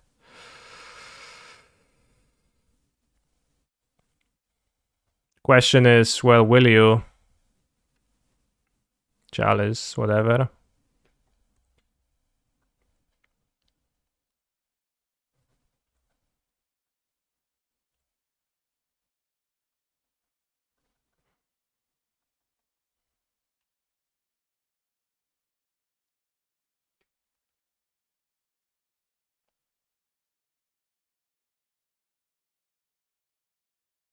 Fury has been nice this game. Strong threat to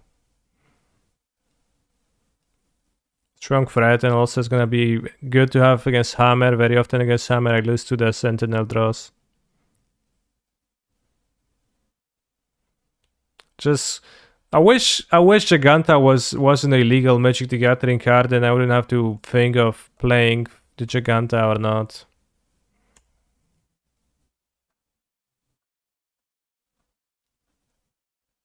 No Thassa. No Thassa God of the Sea, and neither Thassa's Oracle.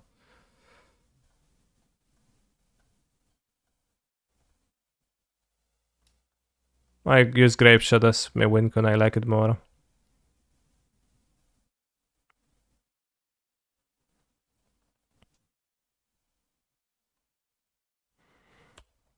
This is my boss.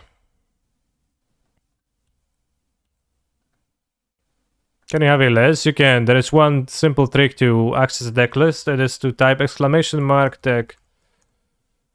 Is it Shark Typhoon? Or Otawara? Sure.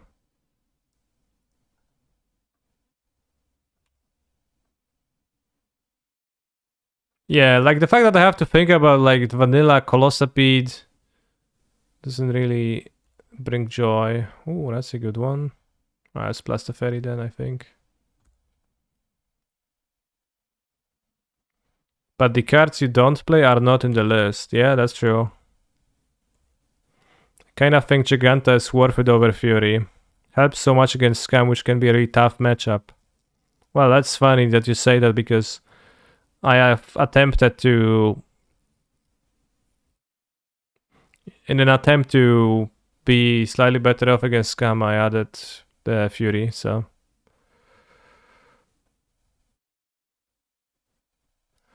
But it is rough because you like both gain and you both lose and you gain at the same time. I can Verdict. I can land Verdict, but unlikely. Have I played the Atraxa Vengeance thing yet? A little bit. I've seen Mango play against a Mardu version of Blood Type Harvester and Fable. And honestly, it is possible that Blood Type Harvester is a better discard outlet in Modern than Faithful Mending, etc.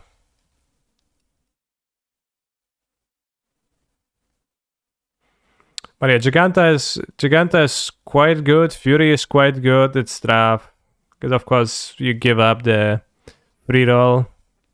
I would just hope I could just play the cards that I want to strategically instead of, I don't know. It's not fun to have to think about the Giganta cards at all. And I don't think it brings much that's interesting in the game because you only ever think about that if it's reroll enough. Then you play Giganta. You never like make a meaningful sacrifice to play Giganta. I just make annoying sacrifice to play Giganta. Why didn't you spell Pierce there? Well,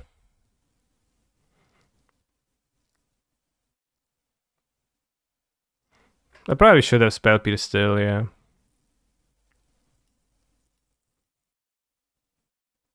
I think it is strategic. Well, for the most part, if you put Giganta into your deck, then that's just because there is no conflict to like in the beginning.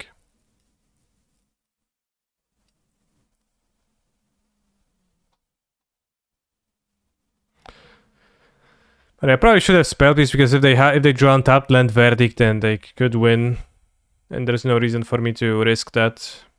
Alright, I'm going to take a bathroom break, and then we're gonna continue playing. But yeah, I should have spell piece that last spell, probably. Because if they draw, I don't know, if they draw it a fairy, they either can't cast it. Yeah, I should have spell piece.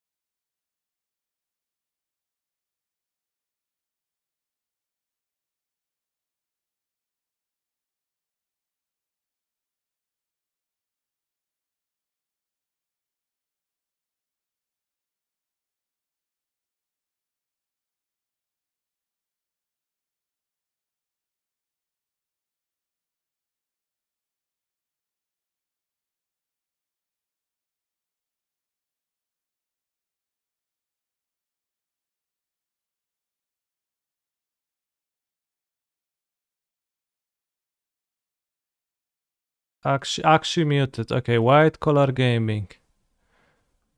Play turn 1 Ragavani.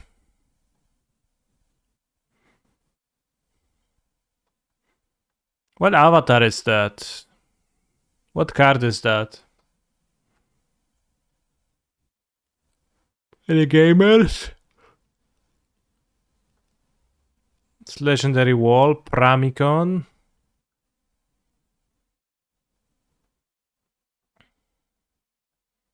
Pramicon.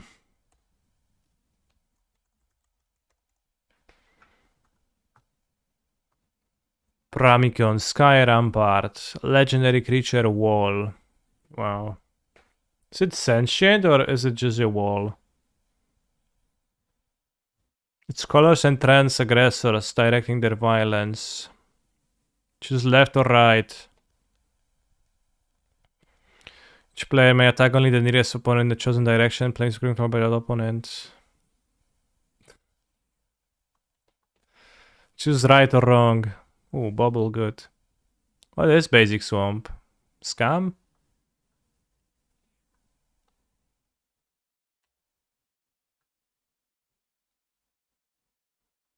Oh, let's get the fairy because I can't cast it. Counterspell. Swamp. Snow guard, swamp, counterspell. Nice, nice. So, oh, whoops. Okay. Here I was laughing, but my opponent was actually ready for the strat.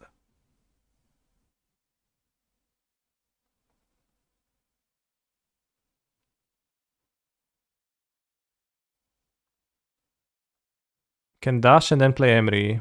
If I don't dash, I can play Emery.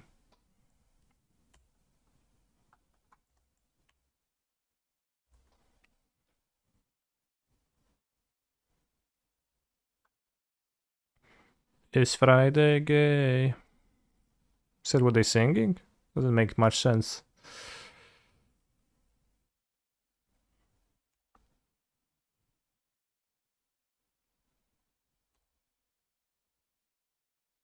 Bitter Blossom.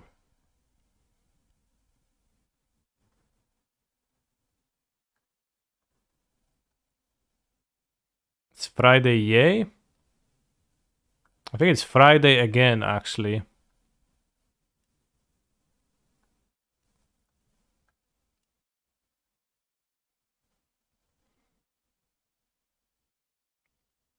Maybe not, I don't know, I can't really understand. This is pretty good against Ragavan. It's pretty good against Ragavan. Performing for you.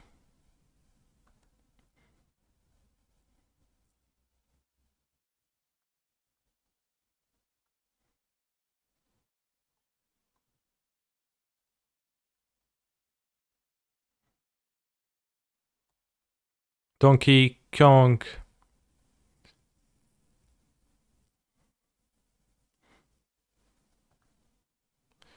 To kick some tail. Can fire in spurts. Spellster sprite coming. I might be laughing, but honestly, it's pretty dangerous with Bitter Blossom out.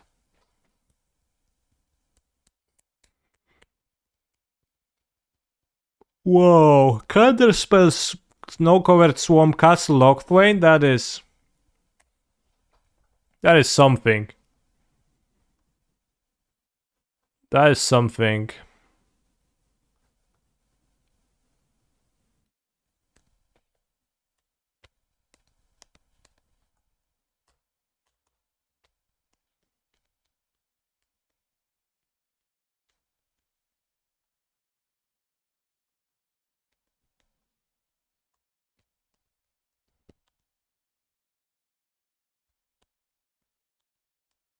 It's the blue-black snow control deck, lol. I mean, it's clearly a fairies deck, right? But...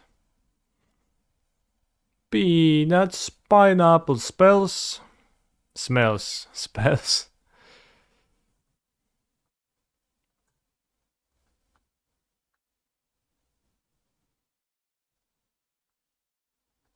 I don't mind drawing 2 balls. Can kill them with Bitter Blossom. But it's 202. I don't think we know that.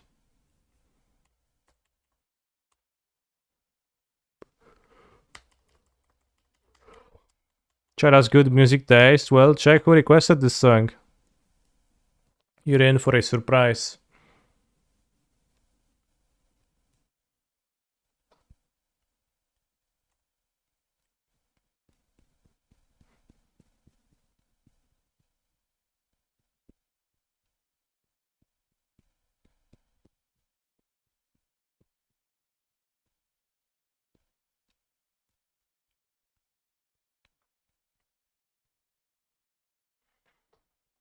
I don't cast anything. I mean, I just draw 2 cards per turn anyways. Walnuts, peanuts, pineapple smells.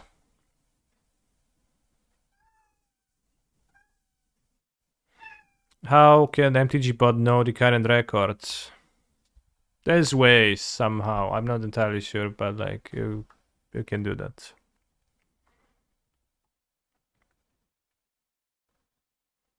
Bring me to life.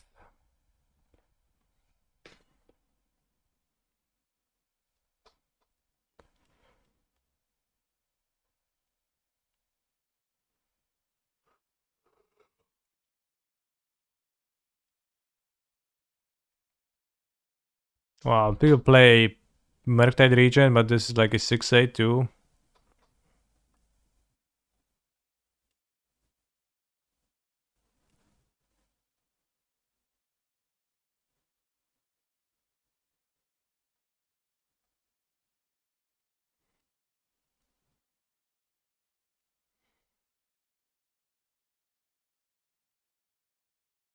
Seven nine.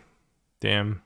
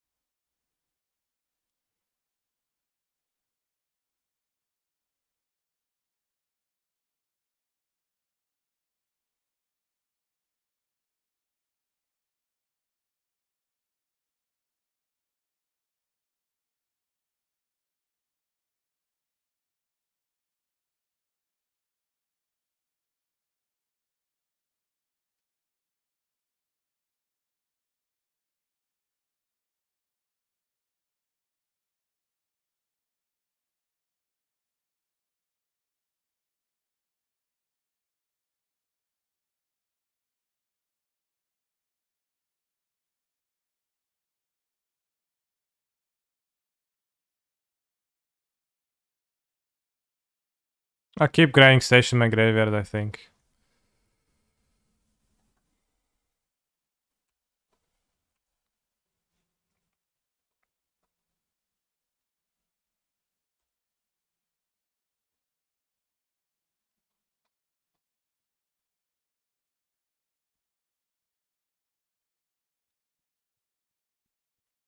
Nice footsies.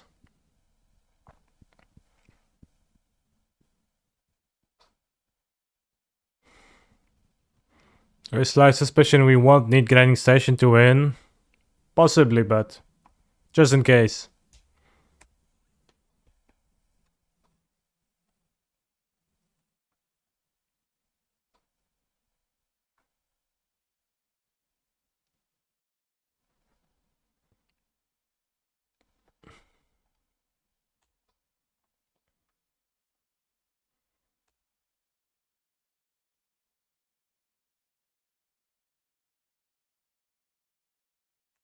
Chance of Wuna incoming.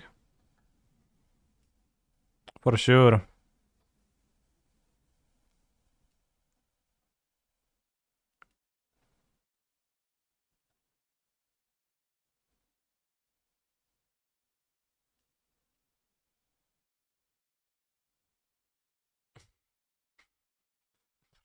Bro! How did you know? I mean, I guess it's clear. It's obvious that's coming. Yet somehow I got slightly surprised. Sean of Una.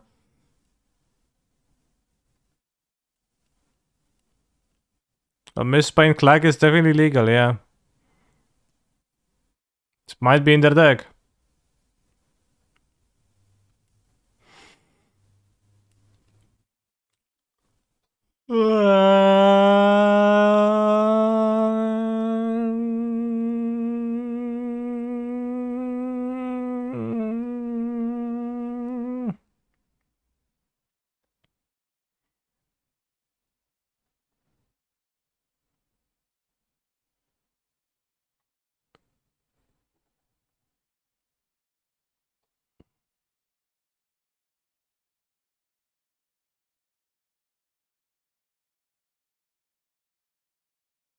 This can kill Butter Blossom.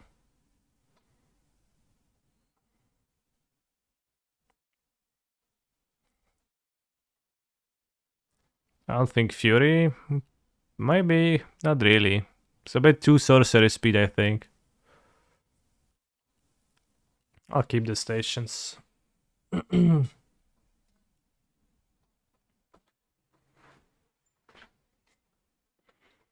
Scion of Una. I'm playing 2 Spell Pierces. I could play Mental Misstep in this deck. Over one of the Spell Pierces. I think it goes dead a lot. It's mostly for Cascade. But like Misstep covers. Well, I don't know. What do I want the Spell Pierce for? Can I have one for Science? Is the Takahashi Fairy out yet? It's next set. Spell Snare over 1 Pierce might be better. I think this is like what people say often, but Spell Pierce, Spell Snare really does not have a similar coverage to other counter spells. So it really, I think it's a dangerous and not very useful shortcut to say, oh yes, I have like Spell Snare as my counter spell, because it acts way different. It just has coverage, extra coverage for like very specific thing. It just does not function like a counter spell for the most part. Against the traditional places where you want counter spells. I guess you can Spell Pierce Ren. I Spell Pierce Ren a bunch. Guess Spell Snare Ren. Even better. Yeah, I don't think that's bad, but I think Spell Snare, like, often a person would have a specific amount of counter spells in their sideboard, and then they would have and like the Spell Snare, you could play that too, but it does not really accomplish the same thing, and it does not seem for me like it should occupy the same slots necessarily.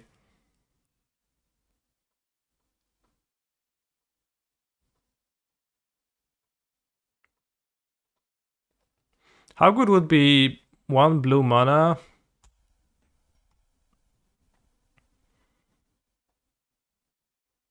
Bounce.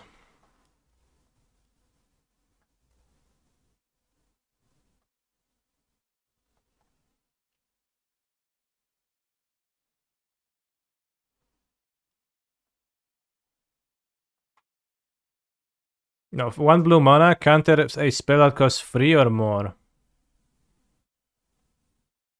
I guess that's a bit better than the Disdainful Stroke.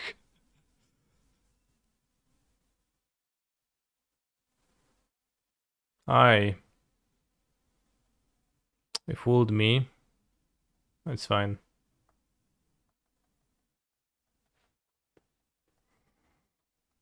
It's probably insane in Standard Plus. But how is it in Modern? In Modern it actually misses a like good chunk of spells. Would need to be a Modern Horizons card.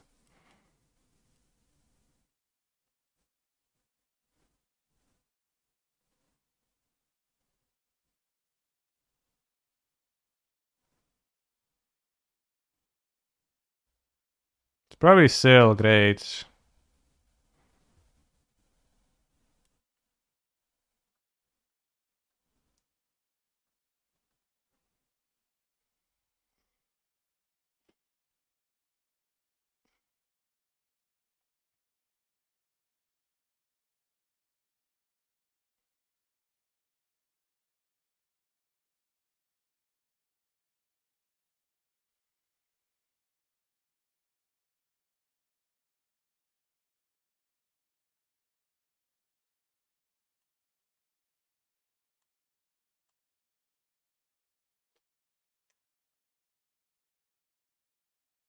Whoa. Dismember.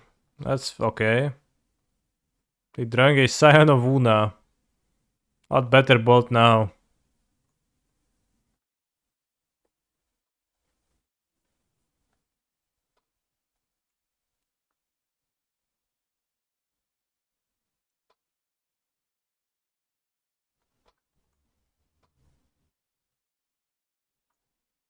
Let's get the ferry. They're probably much weaker when they can't play at instant speed.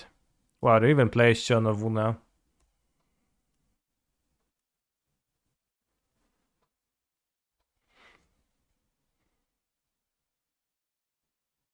Wait. I looked at their exile. They drew Otawara actually, not Scion. Lol. So I looked at their exile and they have a Scion here, but they actually drew Otawara. So I fooled myself, the Mishra's bubble. Whoops. So if they had Otawara, then I probably would play Iteration instead. Maybe you should have played Iteration regardless where they land. Surgical extraction on my Emrys. Okay. Okay, bro. What does the opponent's deck use the snow for?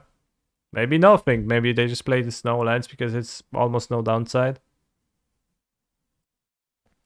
Or maybe they play something like Break the Ice, but that's actually not. That's actually weak versus. Like, that's actually a card that is good against snow cards, not the other way around. You had Surgical Alteration here. Me too. Me too.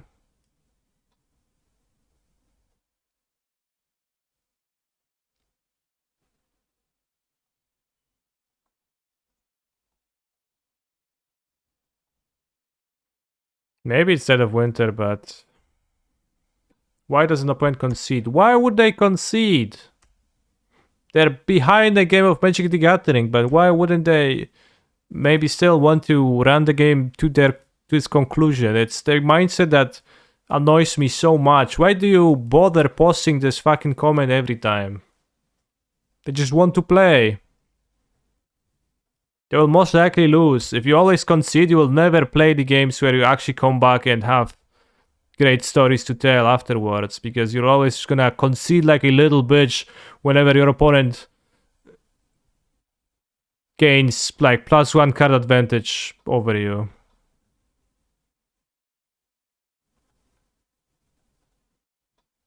You never learn anything. You're just gonna always get stuck where you are.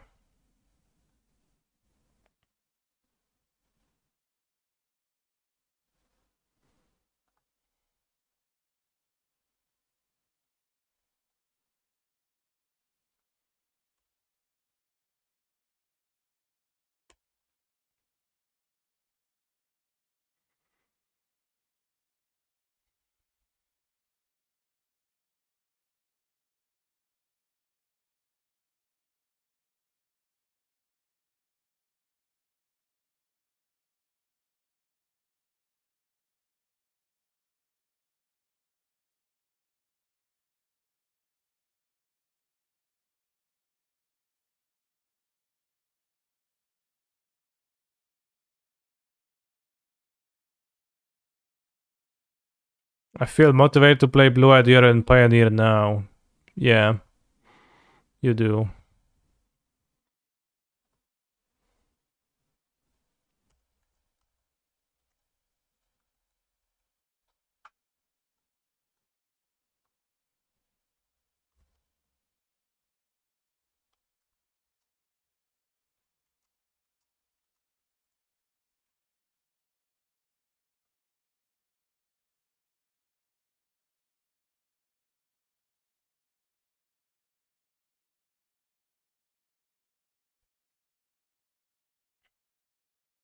Like, we don't literally kill this turn.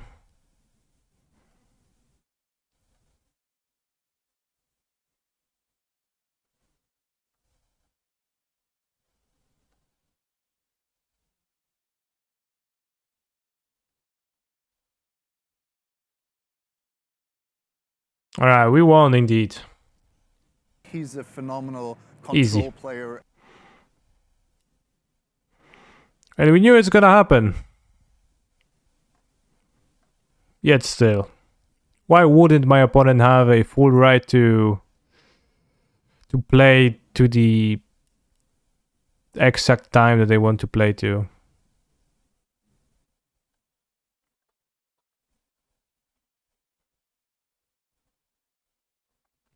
Played versus Yellow Hat's Dimmer list yesterday. I was Hellbent and he had Hall of Storm Giants online for 2 turns. I had him at 6 life, top decked Coco and passed.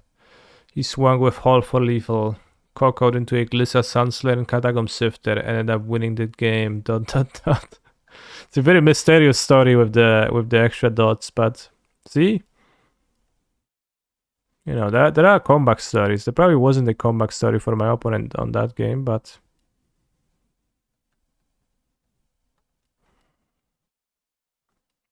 Chad, are you back to hand-checking opponents or do you still fist bump? Me personally, it depends. If I am at a at a paper tournament, and if I go to the bathroom between rounds, and I see someone just violently peeing at the urinal and then just walking away, then that fist is getting bumped. It's the best I can do.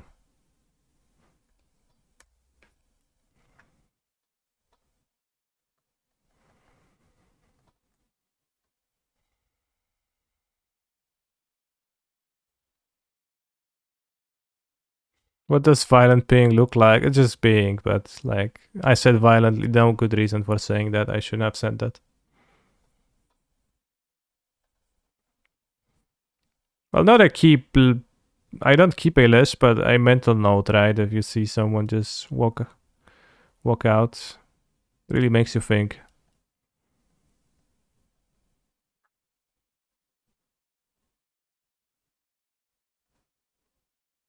I should fetch a white source.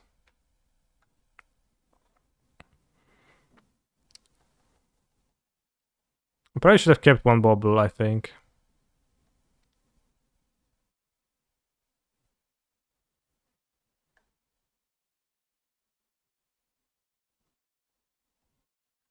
Probably should have kept one bubble in hand. We should have played fetch and fetch right now too. So if I draw another fetch, I have one extra card. But I don't think that works.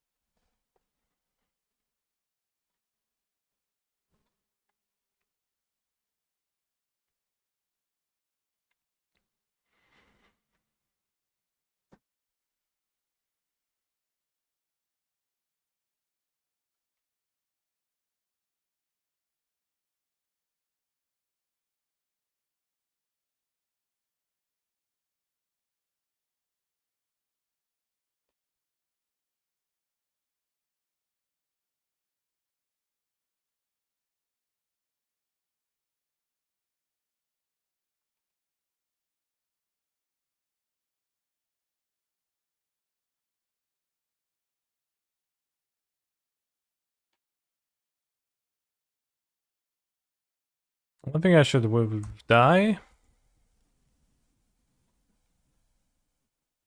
I have 2 cards, seems unlikely to die. The spellbomb, although the ward on this makes it slightly possible. The middle creature, it's Arcbound Ravager. You might know the creature, although you might not know the artwork.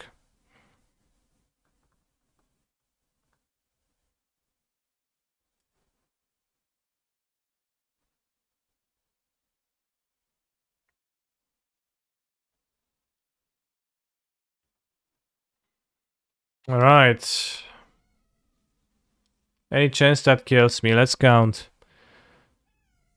So you sacrifice the worker.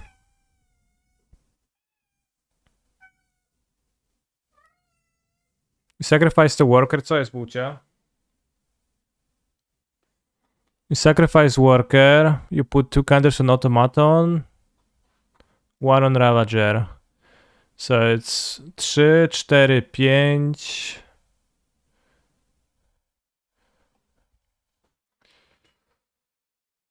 O kurde. 3, 4, 5, 6, 7, 8, 9, 10, 11, 12, 13. I think they can deal 13.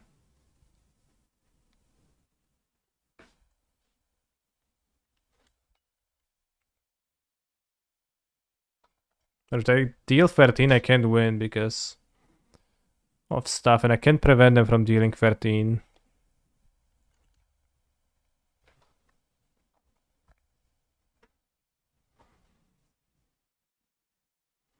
The original Ravager is just feels very chubby, and this one is very slim.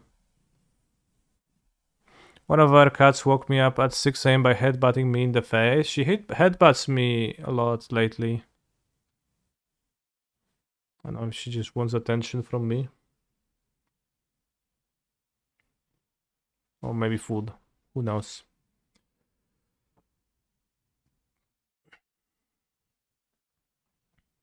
Okay, so to count once again, they can... Raz, dwa, trzy, 4, 5, 6... 7, 8, 9, 10, 11, 12. Now I count 12 damage.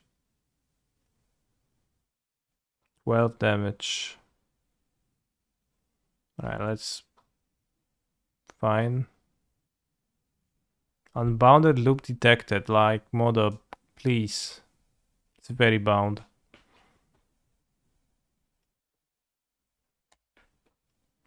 It's totally bound.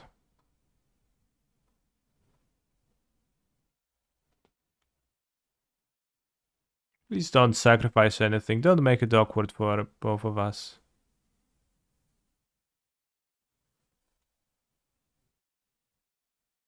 What do I bounce the Zabaz now? 1, 2, 3.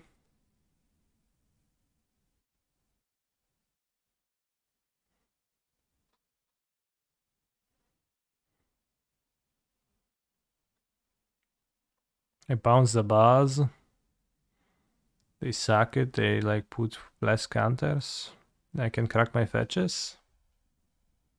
3, 4, 5, 6, 7 cards in my graveyard. That's okay, I think. 4 mana.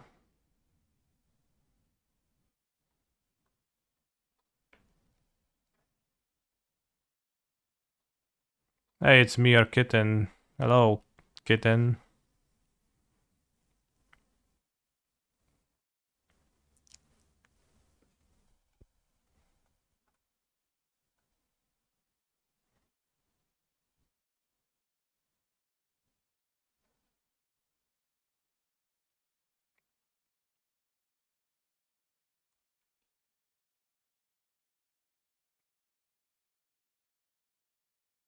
Hey, Connie, hope you're having an awesome Friday.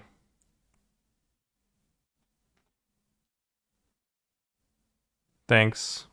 Automaton becomes a 4/4. Each worker is a +2 on automaton. No, the trigger of automaton is already resolved. That was 13.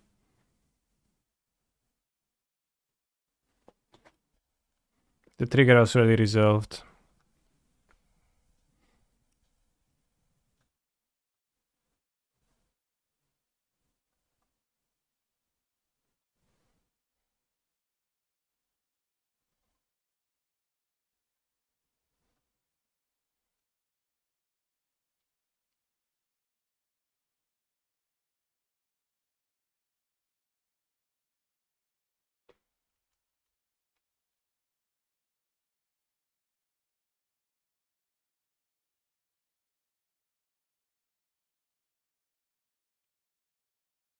I'm taking the dust, bros.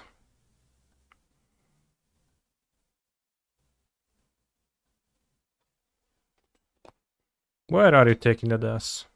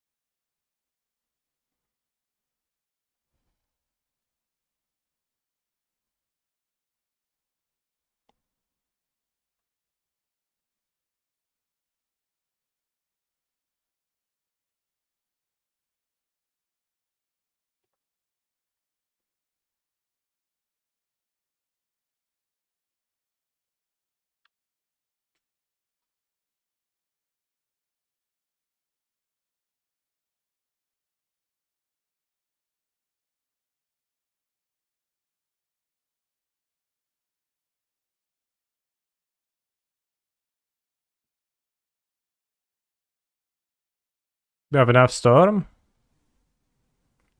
Think so.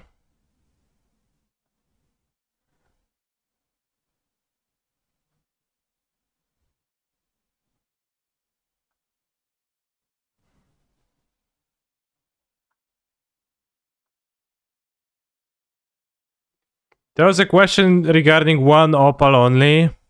Amber, excuse me, not opal. Couldn't you just have continuously sack the bubble and then grab shot of the other mana, not casting the Emery, I mean? Yeah, I guess that works too. Same thing.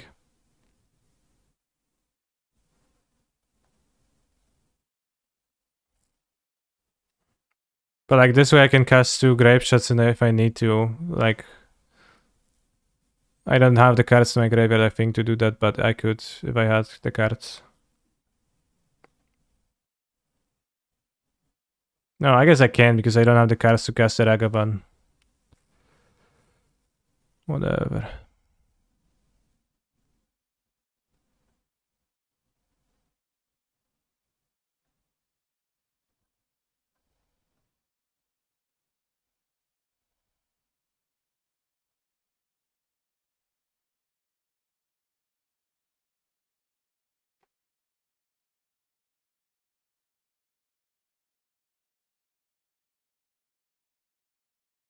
A 13 storm.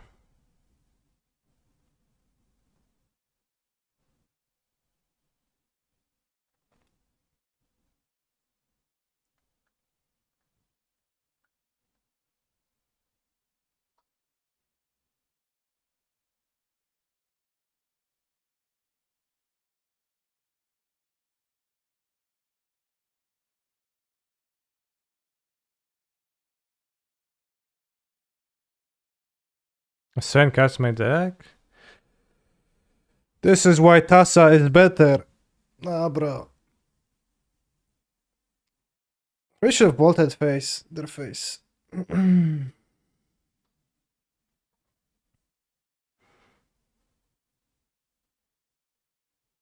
12.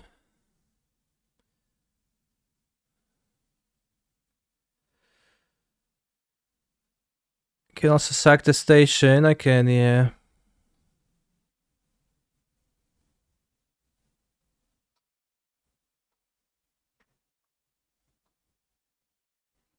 It doesn't do anything to sack the station though. 7 cards. Second Emery does not enough mana to grape shot twice.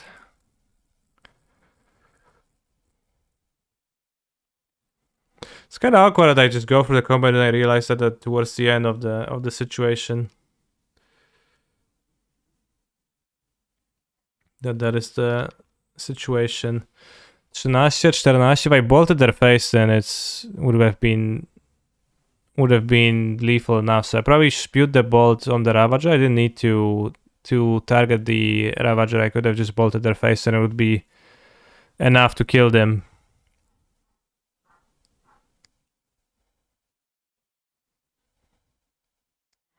So let's think of the possible options here. Can play Amber Emery. Still one grape shot.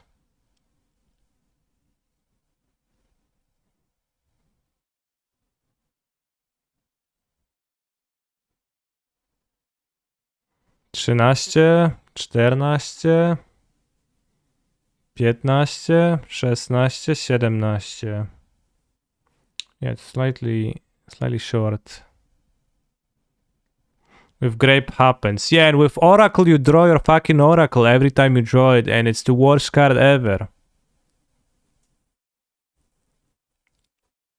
Bro. Please take your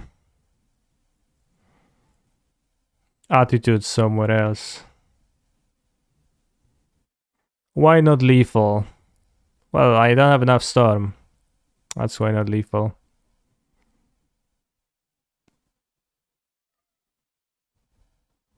Because I flipped my Moxen too late. If I had flipped them earlier, then I think we would have won, but we didn't flip them at a good time.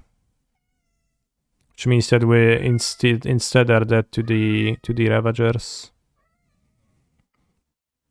Can you not Grape plus Bolt? Well, Bolt costs red mana. So I can't.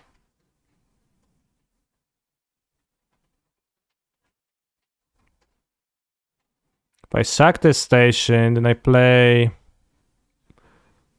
Amber Drum. So I have 14 cards. Sack the station. I have 7, I have 15 cards. Amber 4 cards, Emery 4 cards. Oh, wait, that doesn't help.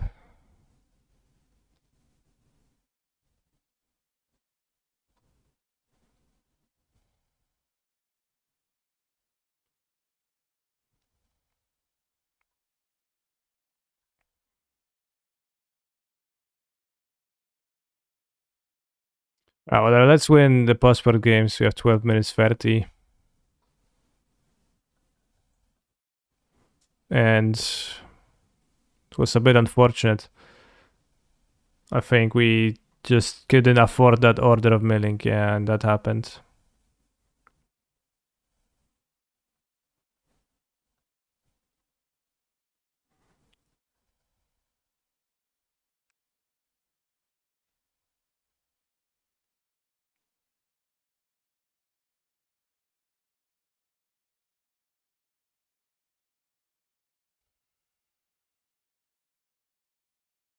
Emery cost reduction works from GY with breach question mark?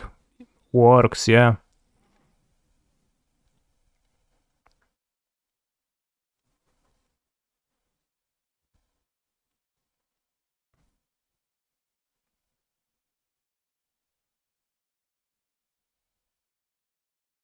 But we also could have just bolted face. We don't need to bolt the Ravager. So we should have bolted face for safety. I was thinking about that briefly. I didn't say anything about that. I was thinking about that briefly. But I was like, no, it's not gonna matter. Couldn't we just play second Emery and Drum to make red and keep cycling Ember with station? You are capped by the amount of cards in the deck, because once you have no cards in the deck, then you cannot mill more cards to like keep casting more stuff. Like if my deck was infinite cards, then I could keep doing that, yeah. Or if it was even like 80 cards, then I could do that. Alas, it was not, so I couldn't. Sand seems okay. Why don't play 300 cards then? Yeah, I mean, good question.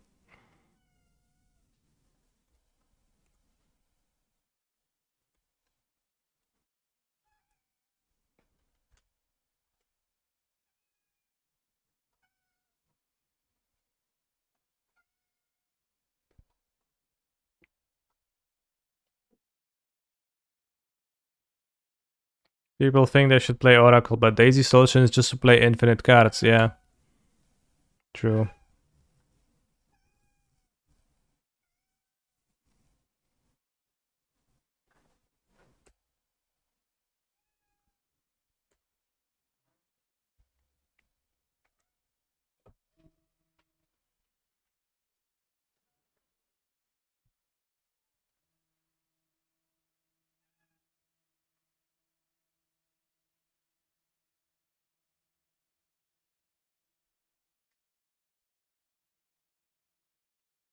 Probably die next turn to the Inkpop Nexus if we don't do anything.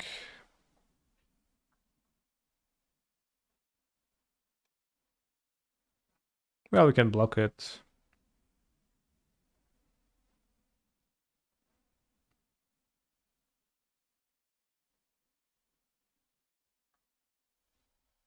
I think I'll play Ledger Shatter and Buried Mess and pass.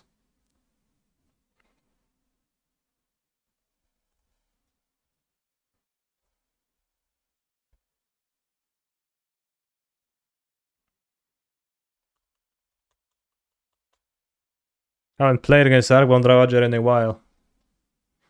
What do I think of Amulet in the current meta game? Is it better than before or worse? Maybe nothing changed since few months back. I think it's kinda the same. Like Gardens or no Gardens, it's still kinda... I don't think it changed the deck that much, and it seemed roughly in the same place, power level wise.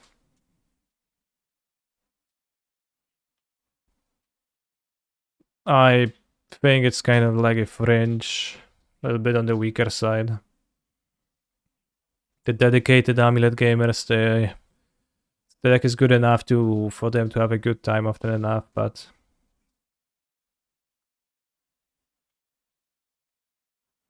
I hate that this Buzz art has its flying. Yeah, it's like really poor design.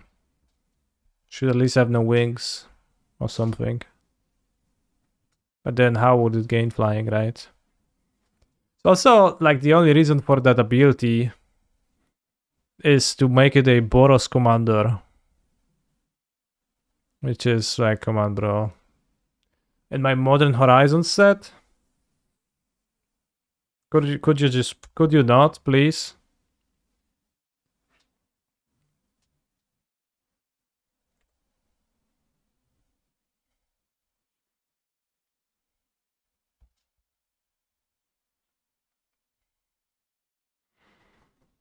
Shit, what should I do?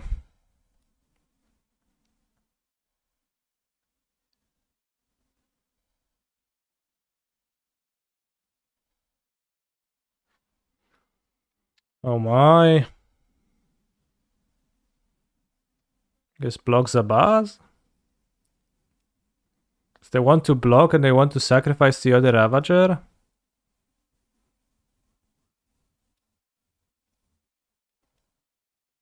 Block everything. No, if I block everything, they go... Okay, this Ravager sacks this Ravager, puts 2 counters here and grows by 1. Heal my Shredder. I don't have a good block. I'll want block.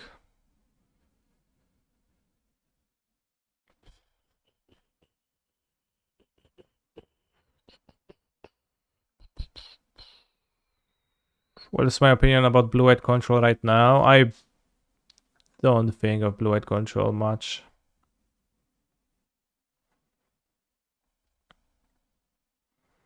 That will block the welding jar. Good one. Werther? Breach. Not good.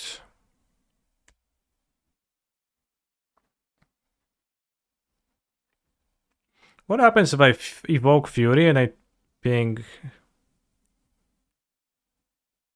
3 creatures? That does kill one of the Ravagers, or at least makes them jar.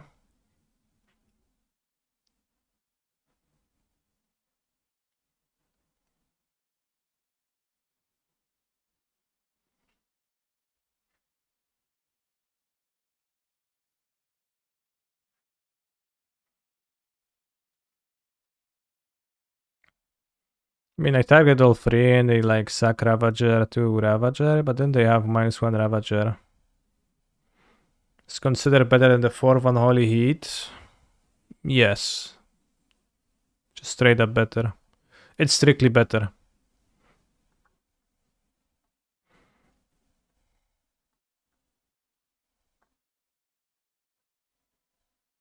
Could play 6 removal in the main deck. Probably play Prismatic Ending at that point, times 1. I like Considers, they just make the sideboard deck cohesive.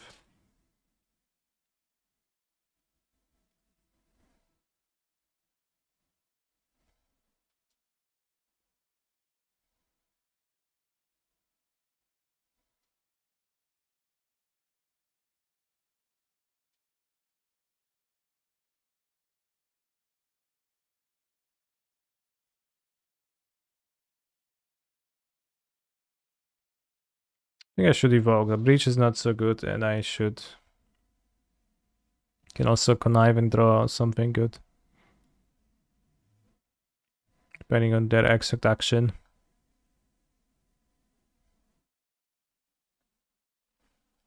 And if it does clear 1 Ravager, that's good.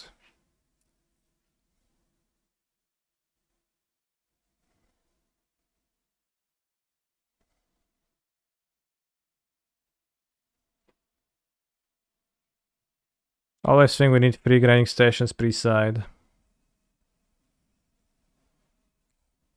It's never good to draw multiples. It's literally never good to draw a multiple of that card, so I don't play 2. I only play 2 and I'm happy with that. What is the worst deck to play against? I don't know, like vibes wise or some other way? Damn, I guess I'll pass.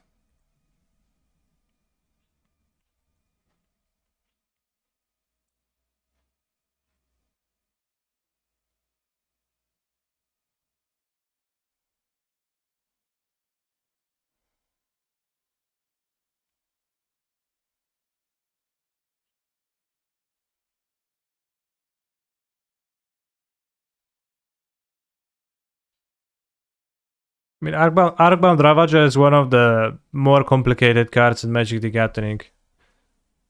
Probably one of the toughest cards to play with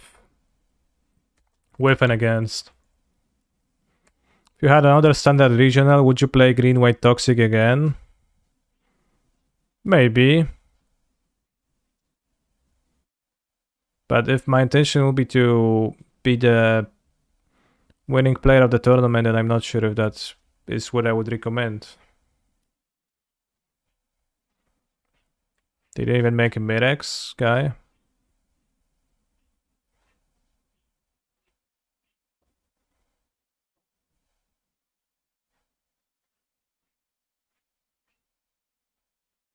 Just Mirex them. Well, they're Mirexing me.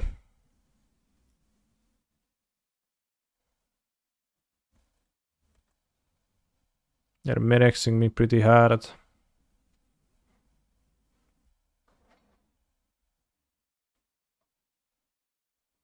Esper Legends had a 60% non-mirror WR across the RCs last weekend.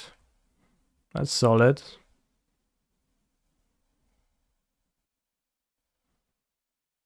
I can respect that. Also, I would love to draw a Werther. Or Prismatic Ending. Chosen card is Grinding Station. Okay, bro. You chosen it.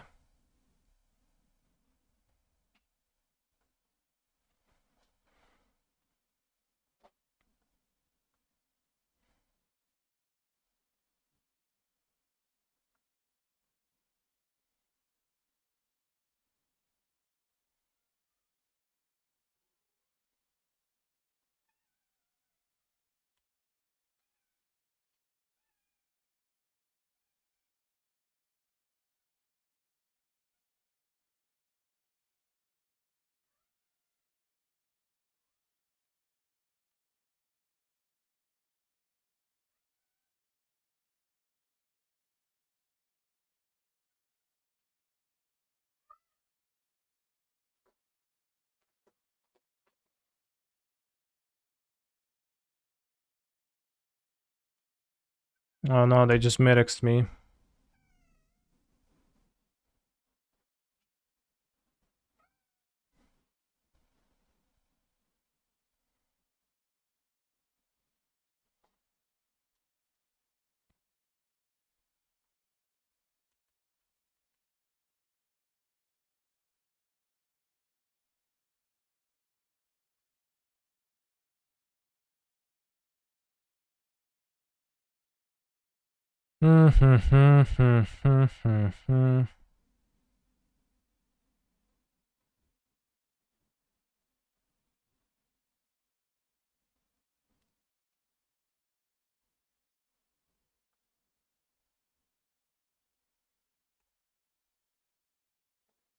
Just gonna chum block a Ravager with one of the Ledger Shredders.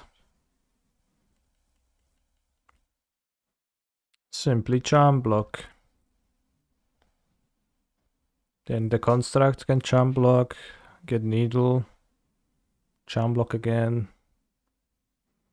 There's options. This is a bit threatening, not too much.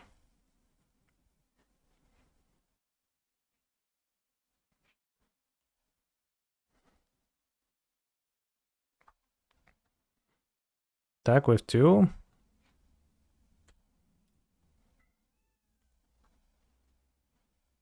Look how they have a Mirex 1-1. I'm looking, yeah.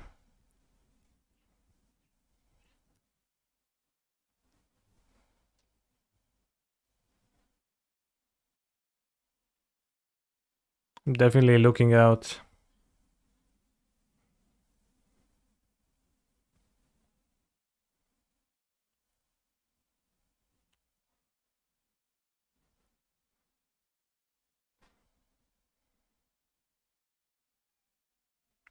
What is that, Boseju?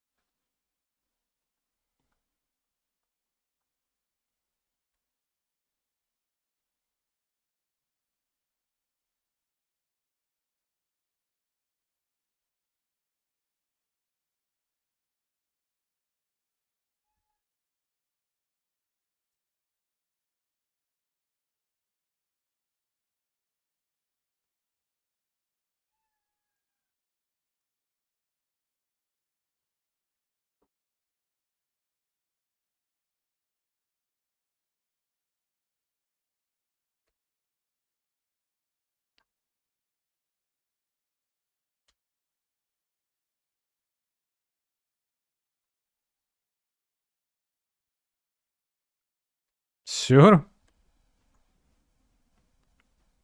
Why you do this?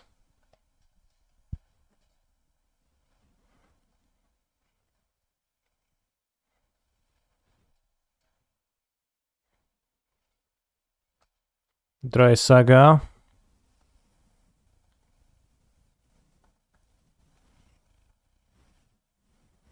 Let's see what they draw now. A Saga. Alright, what about now?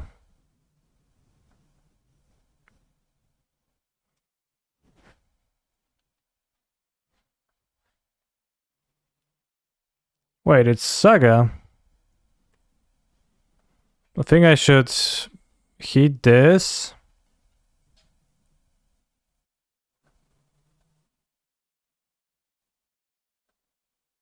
To play under bubble. It's lots of Sagas though, I just have so many.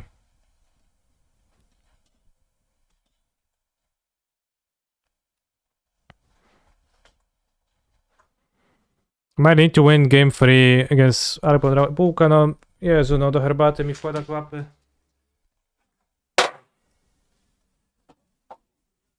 Tak zrzucasz.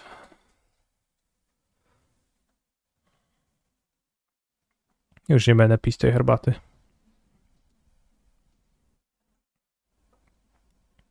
No time left, Kaniki.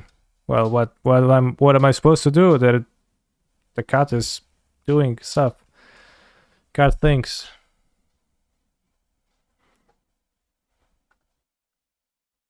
Is your cat bilingual? No, cats just don't speak human languages at all, so I just speak to her in English or Polish. I speak to her in Polish because it's natural for me. Does cat think? Well, that's a good question.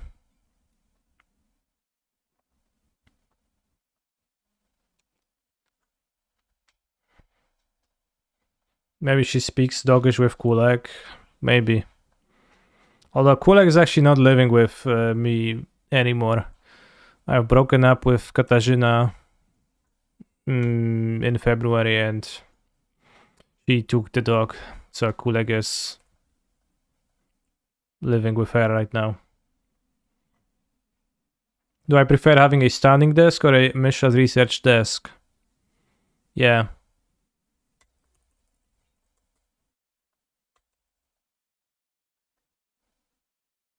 Oh, awesome draw.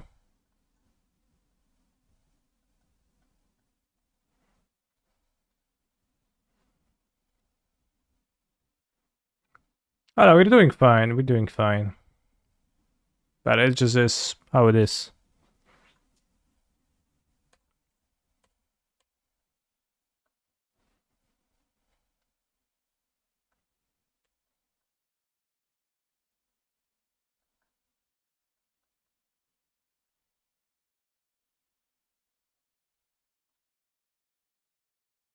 To get spell pierce shall be sad.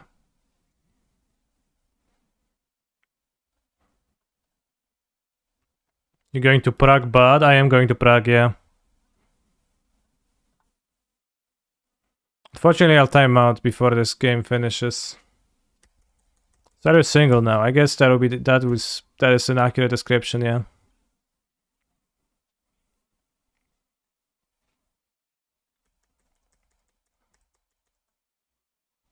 I miss Kulek. A little bit. He's a good dog. Occasionally, like when Kasia goes somewhere, she drops Kulek at my place. Or like when I went to Philly, she fed the cats too a few times, so.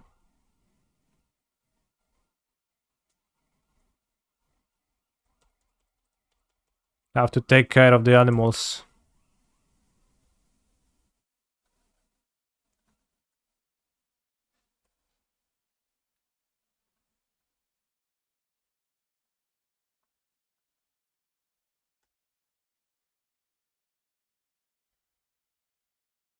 Did you get swindled about third path iconoclast? You bought 80 falls of that card. Yeah, pretty swindled. Pretty swindled, I would say.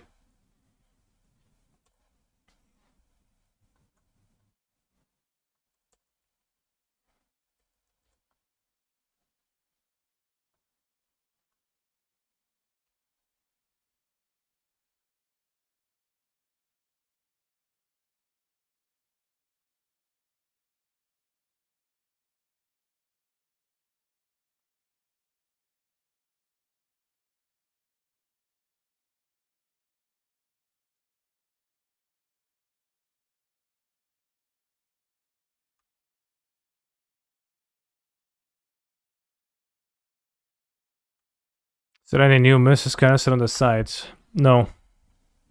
Am I playing grinding station to show that I'm on the grind now? No. I'm not sure what that would mean, so it's rather unclear to me.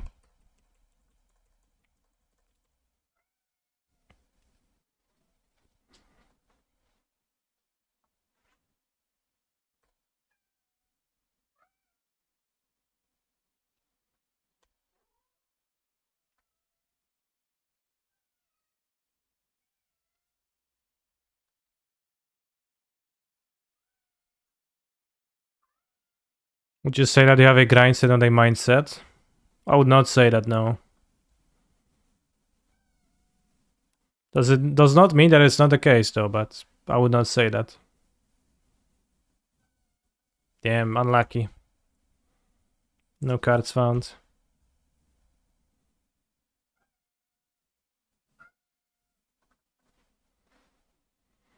Do I have a winning strategy for this match? Well, it's gonna be rough. I don't.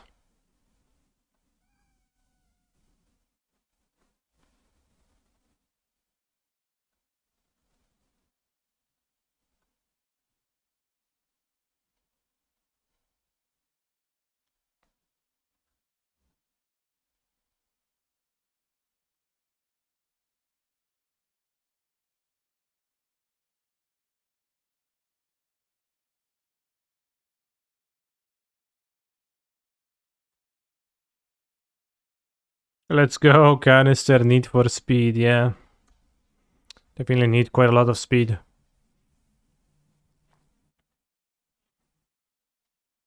Why are we so low on the clock?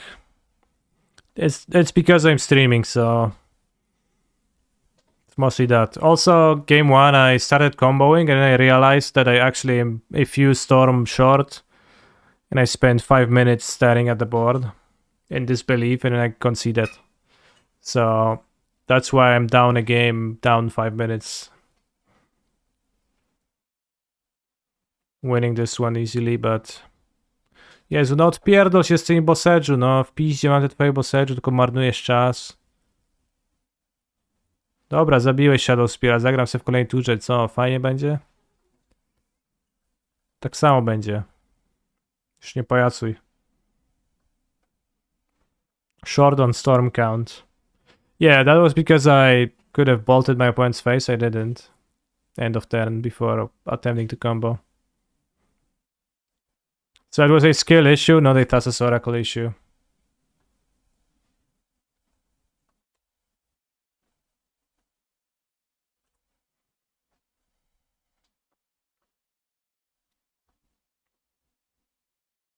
Would you bring back the combo kill in hopes of fast combo kill? It's not fast because it will not happen in 3 minutes. 3 minutes is like attack with constructs if my opponent gets mana screwed type game and not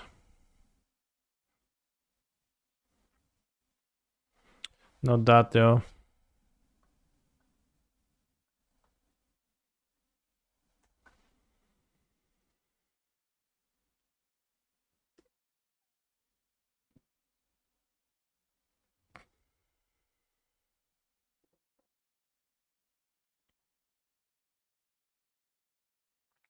Takes like 2 minutes to combo. No, it takes a bit more than that. But like even like yeah, 2 minutes is too much in this situation.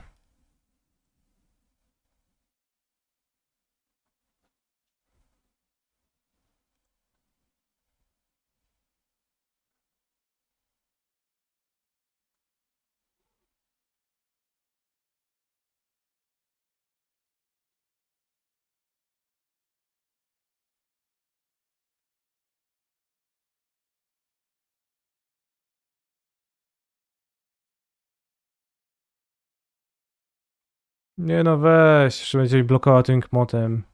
Byku. Kmociarzu.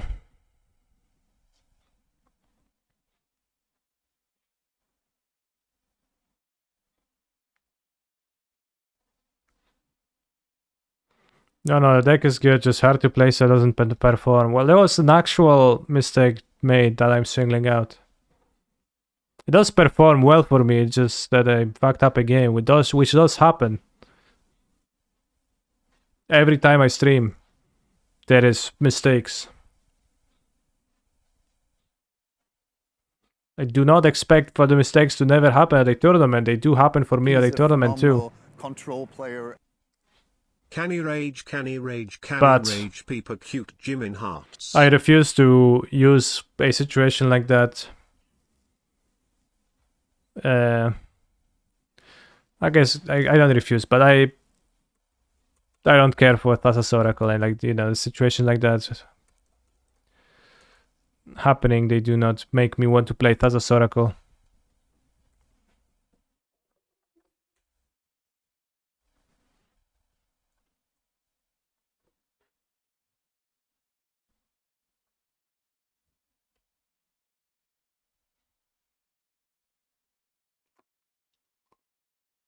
What's your most memorable blunder you made?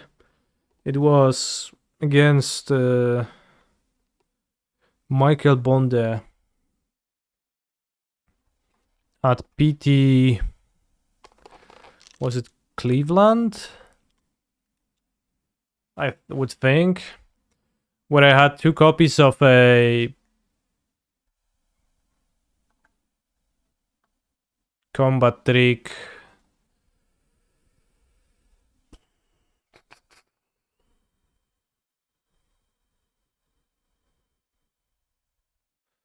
Let's find it. Exactly those colors. Mana value to...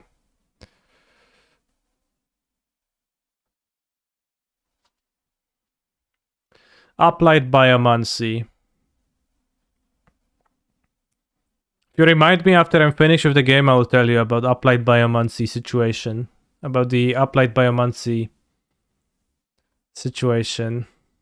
You boarded Dragavans out on the play. I assume my opponent is a Walking Ballista deck, so I boarded out Dragavans. You also have plenty of cards that block it profitably. Incident, yeah. Applied Biomancy incident.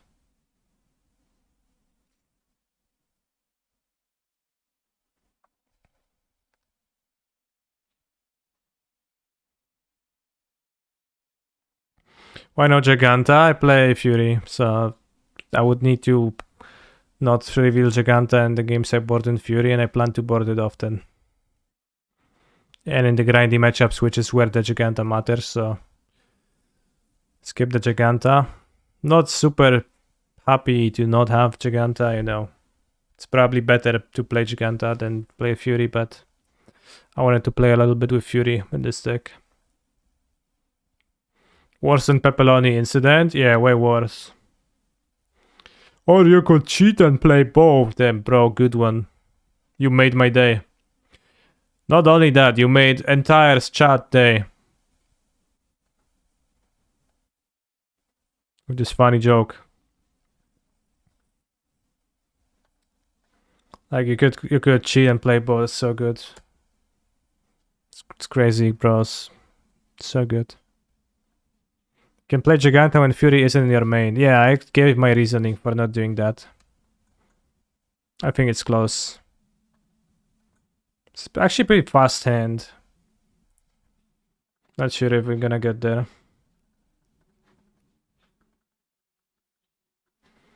I'm laughing so hard I spilled my mashed potatoes through my nose. Good.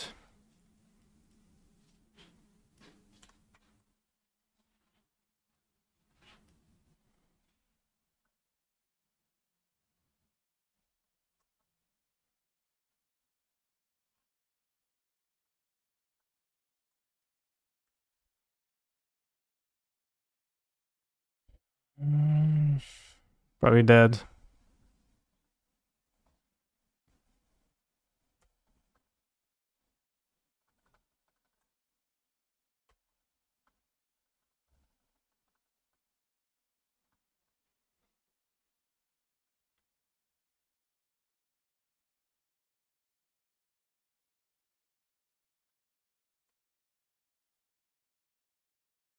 No white mana, PogChamp.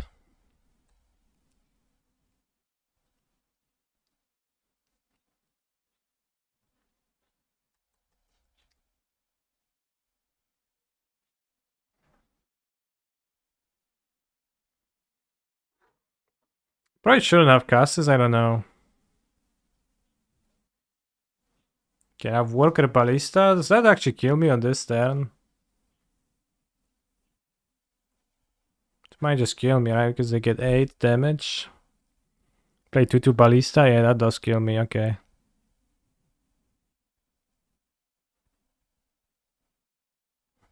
Alright, should have won game 1. 9 damage, then 9 from the Ballista.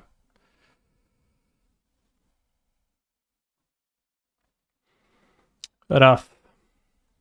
So, applied Biomancy incident. Pro Tour Cleveland coverage. I think it was Cleveland. February 2019. Yeah, that's the tournament. Mythic Championship Cleveland.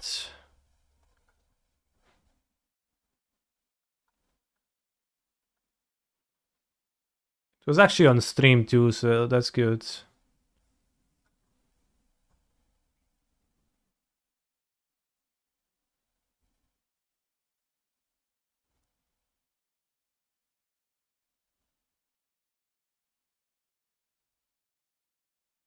Or was it?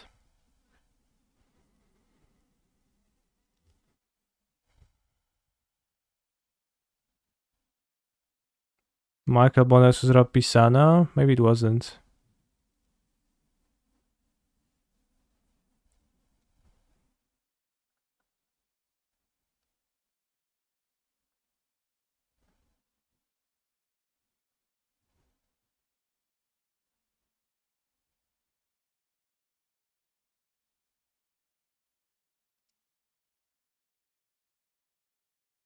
What deck am I playing in Prague? I don't know.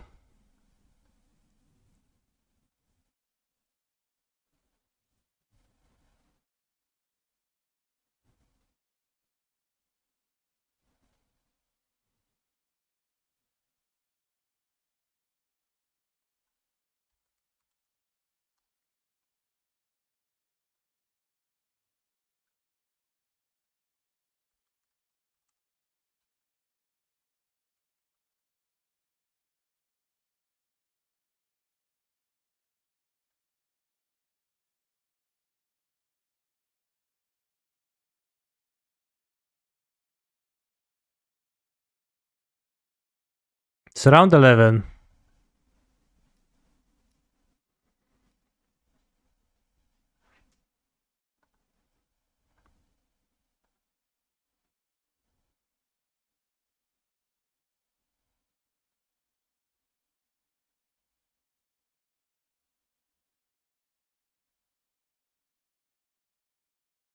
MPL Głogowski.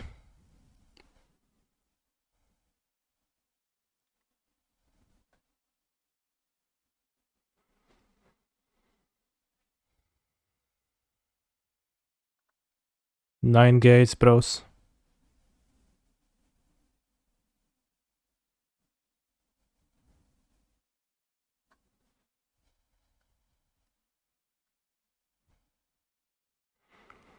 Okay, there's a Colossus in here.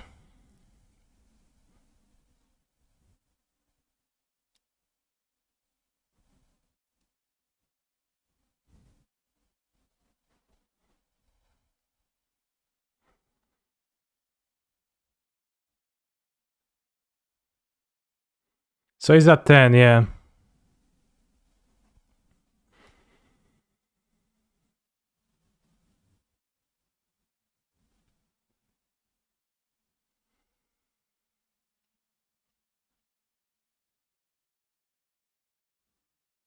I think Bond top 8 at this event, yeah.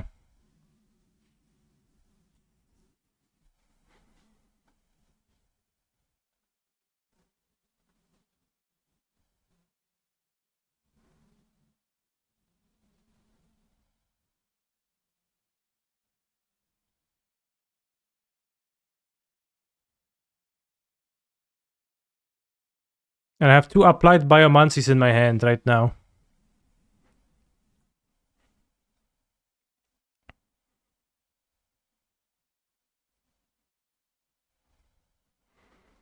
So yeah, attack me with this. I didn't block with this, I don't know why.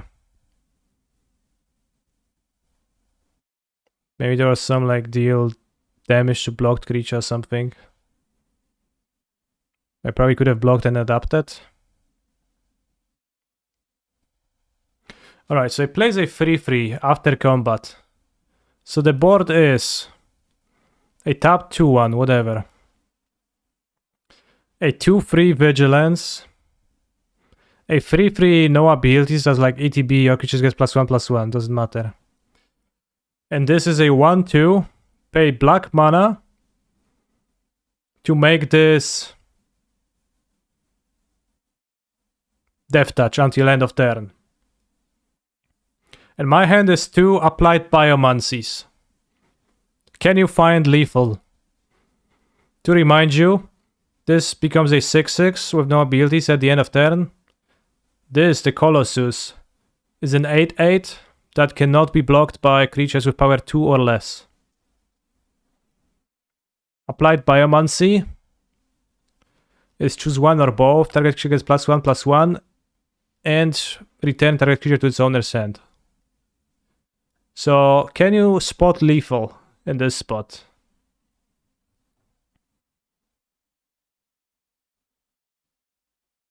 Opponent only has 1 mana up.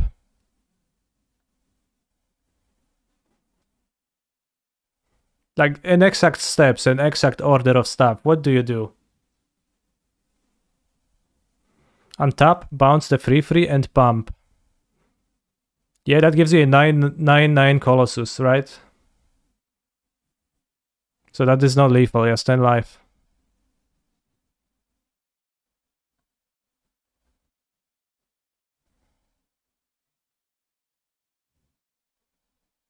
You can see singling out the mana for the Biomancies.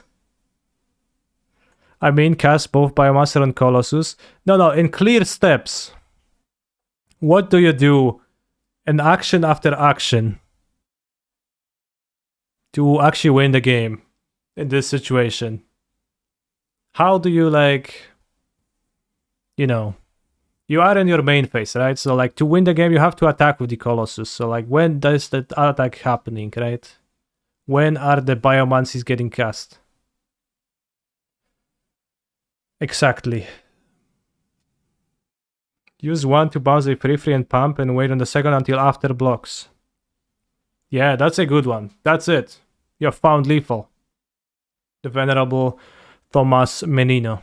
You have found lethal. I have also found lethal in this spot. Because, like, I was clearly winning this game this turn. I got super excited to win the game. So I just acted pretty quickly. You know, I untap, draw a card, put my mana away. I drew like a mountain. Why I need to wait? Well, you don't want to cast a second Biomancy before your opponent declares no blocks, because he could have a bounce spell, a pump spell to actually make it possible to chump block, right? Michael Bondi actually has a 1 copy. This was open decklist. He actually has 1 copy of a white mana +2/+2 in his deck. And as you could catch a glimpse, he actually had this card in his hand. So yeah, I get excited. I like single out the mana for that. All right.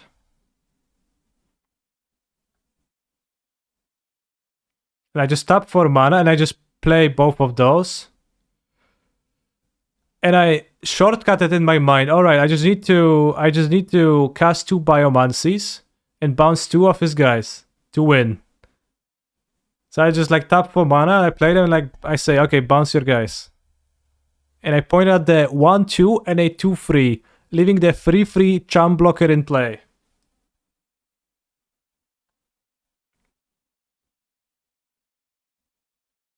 Then I attack, and he blocks, and I'm like, oh shit, I bounced the wrong ones.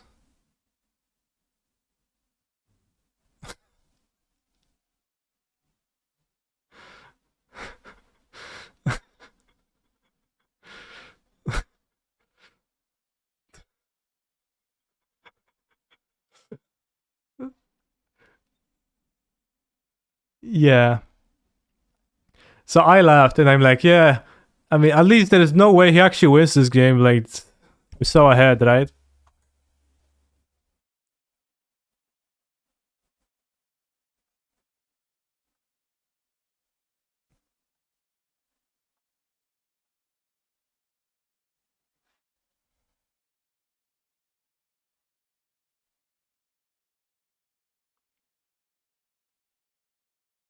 Well, turns out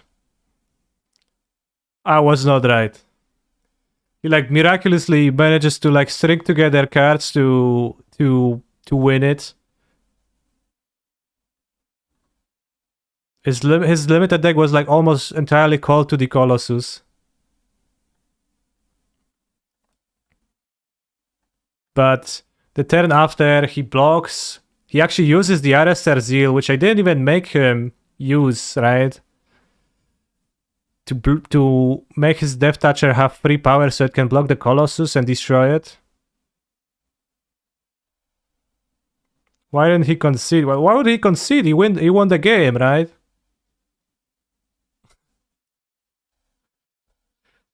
He won the game, so... So yeah, next turn I attack. He blocks my 6/6. He pumps a Panther. Kills my creature. This is unlucky for opponent to win, yeah.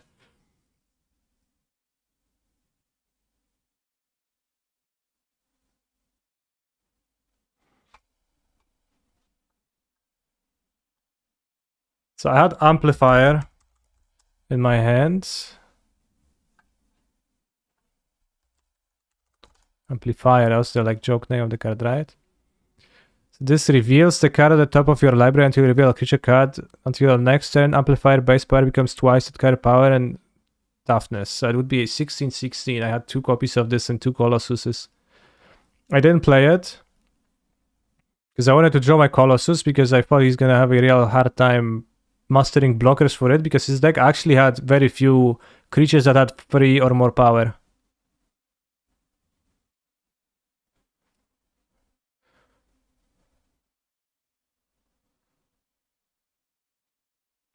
So I wanted the Colossus to get past the spirits and the small creatures, so that's why I didn't play my guy.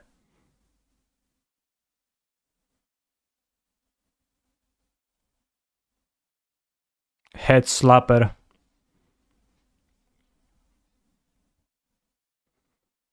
I think it broke a little bit of my concentration. I think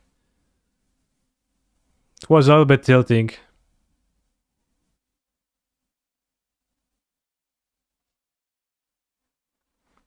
Love this advantage bar, yeah. Here it's tiny bit smaller.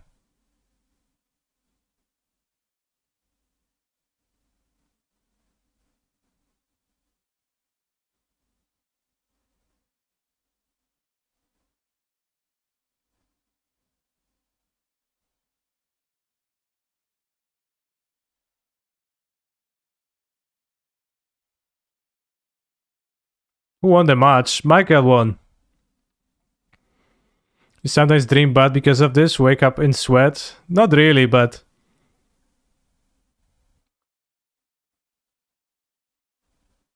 But yeah, it was pretty rough.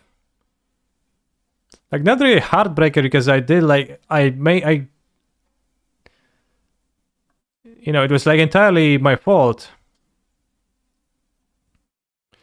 But you can also see that even though I pointed at the wrong creatures, it was still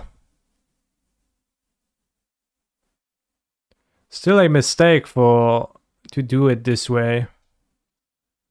Because I still played the Biomancies at the same time while I should have played the first one and then attacked to play around the combat trick properly. And I think the combat trick did not start in his main deck, but he boarded it in. So that tricked me because like on the open deck list you see the list and the sideboard and you kind of look at the list and you glance over the sideboard.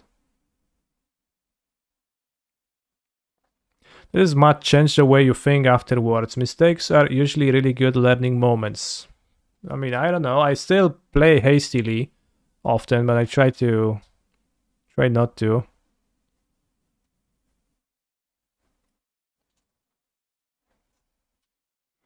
I try to think through my plays before I make them. It's a little bit rough when I stream because most of my games happen when I stream. But this was like click before you think this through. I just got excited that I win and I was what 8-2. The PT I was happy to essentially be 9-2 because I was like, yeah, I'm winning this turn. So I kind of just wanted to get there, maybe top 8 or something, you know. would be definitely plausible.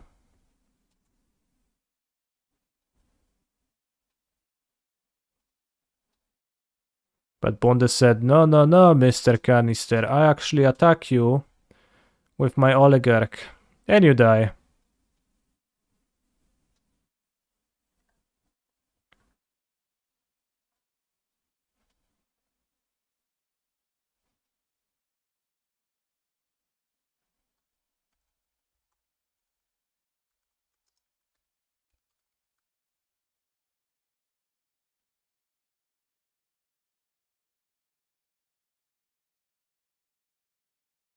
So yeah, to answer the question of what is the biggest blunder I made, I think it's kind of based that it got captured because it just made it so that I was able to rewatch it, and I think that's valuable. 8th edition basics gang, yeah, they're very nice.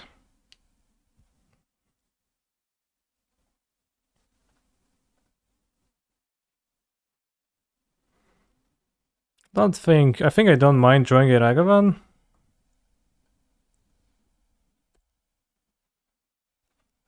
Probably not great, but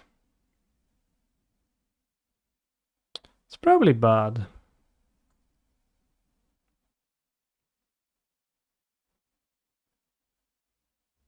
Alright, let's draw it. You don't know what we're up against. Give it. Devoted Druid.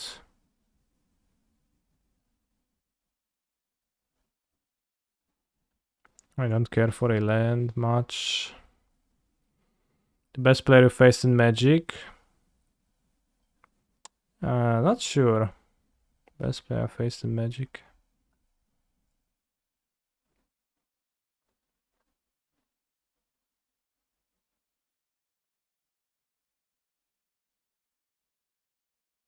Yourself in the mirror. Yeah.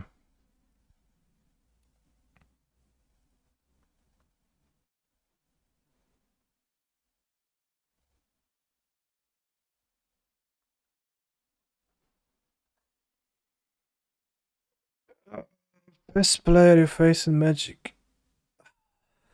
Michael Bonda.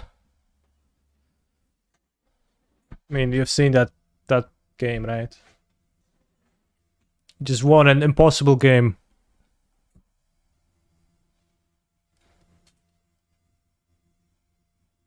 I assume you face all the 3 players in contention for the GOAT. Who are those? I think I only played against Shota online. I don't know if you mean Shota. Played against Polo plenty of times, and I think I might be ahead in head-to-head. I don't think I played against Kai Buddha in a tournament. Maybe I did.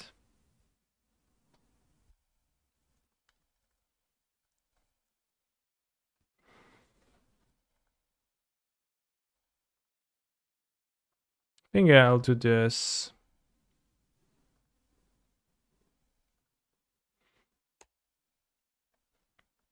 Michael Bonda looked through all 3 thrilled known universes and found the one in which he won, yeah.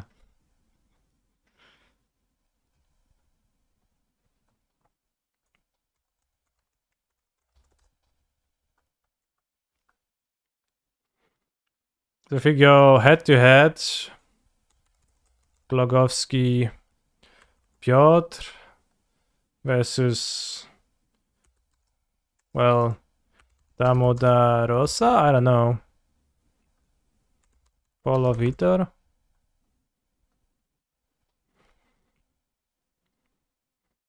Oh, we're free against Polo Vitor. That disregards the online MPL weekends.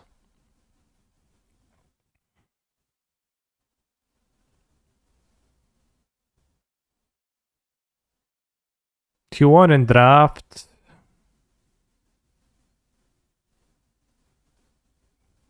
And a new Capella champion. So like that doesn't count.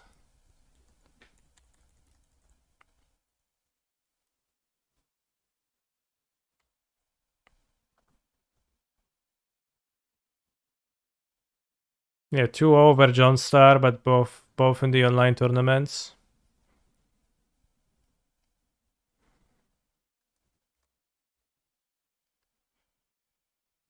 Have I played against Finkel? I've only played against Finkel once at the PT that we just watched.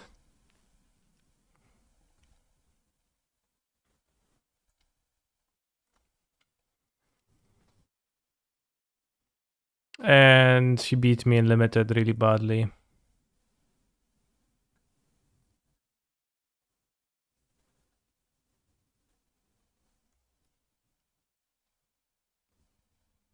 What's your record versus Nassif? That's a good question. He's probably ahead. Nassif is insane. He's a dinosaur, but he just comes to these tournaments and, PT, top 8, RC, top 8.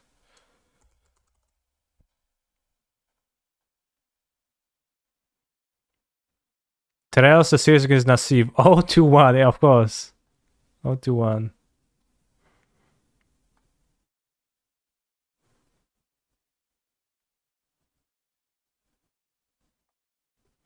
And when you watch Gab stream, he just, plays his cards and he's like he appears to be the least sure of his place person in the world, but then he just doesn't stop him.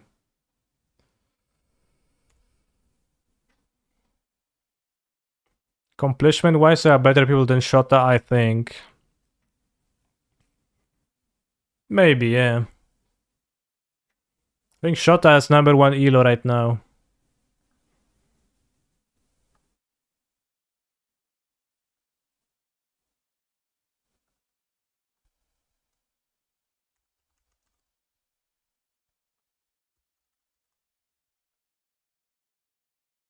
Numero 1.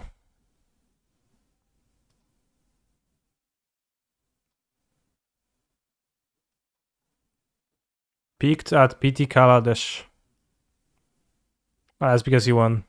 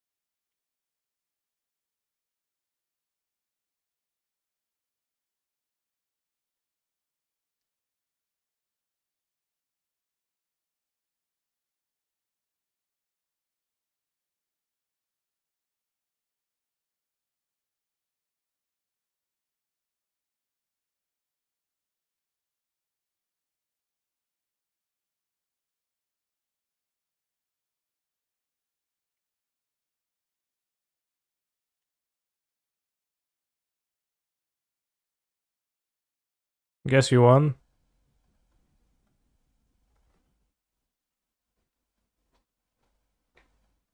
Vivon Zulul.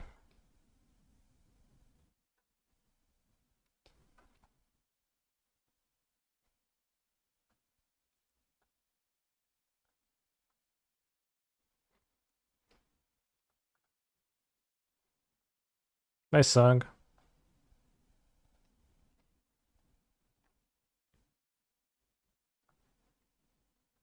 I don't think I need a combo against them. Maybe Ashok is okay. I don't know if they have enough searches to...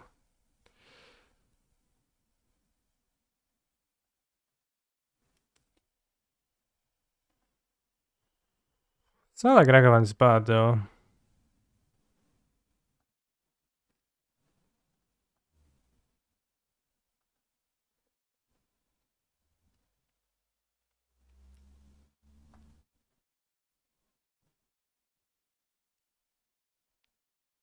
Spot out a single Ragavan.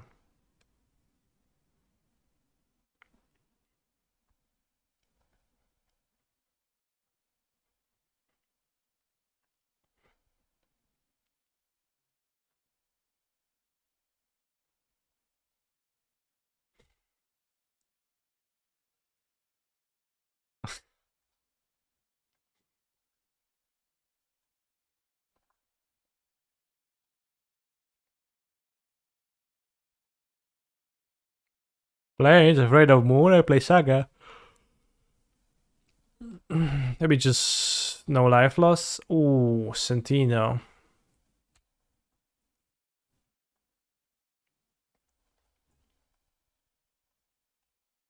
This rough. Didn't quite expect my opponent to play Sentinel, but makes sense. I mean, I assume they devoted Druid combo, maybe they just green-white. No, they are devoted Druid.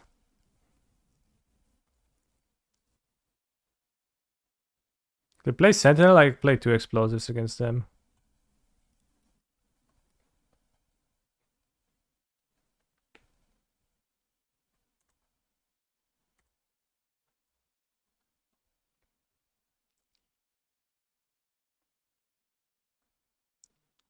Is Tyvar good in Druid? Yeah. Seems to be good. Alright, game 2.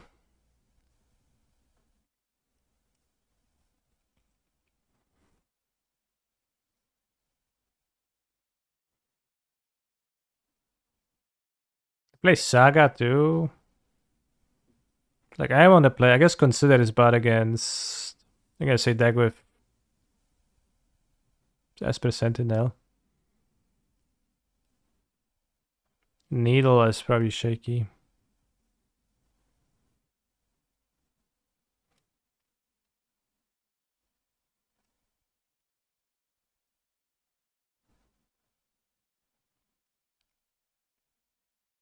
Sand sucks.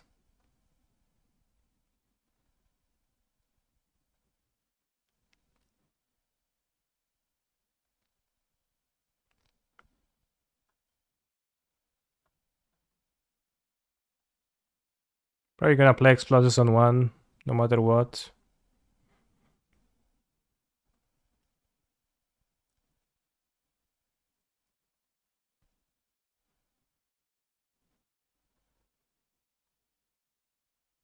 I mean, throwing bubble does nothing.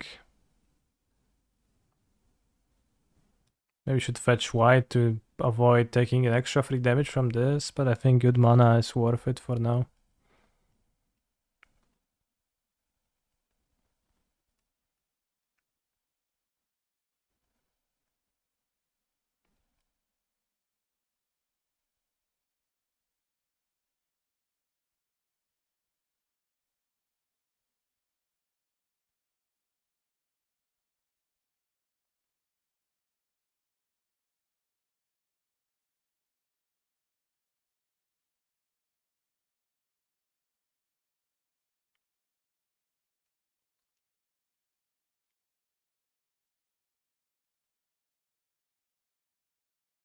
I'm willing to take 1 damage.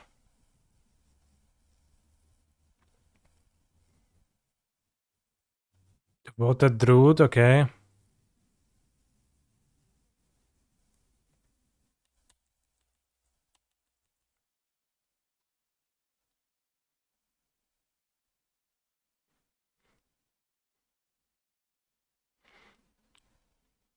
What do I think is better in the paper meta now? The Living End or Obosh? Probably Living End. I'm not sure what's the paper meta, but in like modern in general, I think I would still prefer Living End over Obosh, but that's mostly because I'm not a big fan of Obosh. Living End seems like it fails to perform greatly for in the past few months.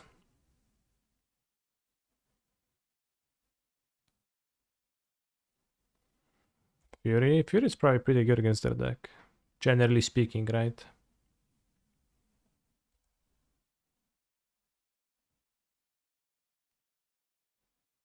Living End actually favored versus creativity, unlike most decks in Modern. Yeah. If you believe it is, then sure. Then it's a decent reason to play it. It's rough against Scameroni with Living End, though. That matchup is on the tougher side.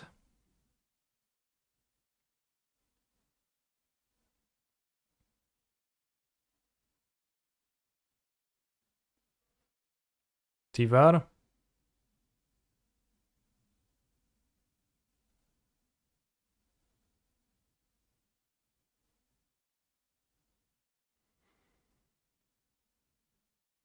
What is my favorite Twisted Metal game? The third entry in the series. Like it the most.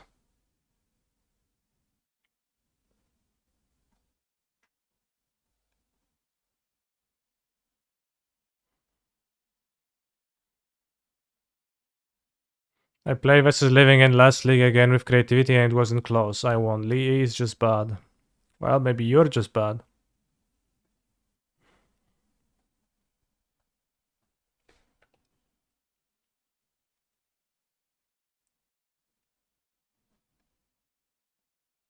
You won. You did win, yeah.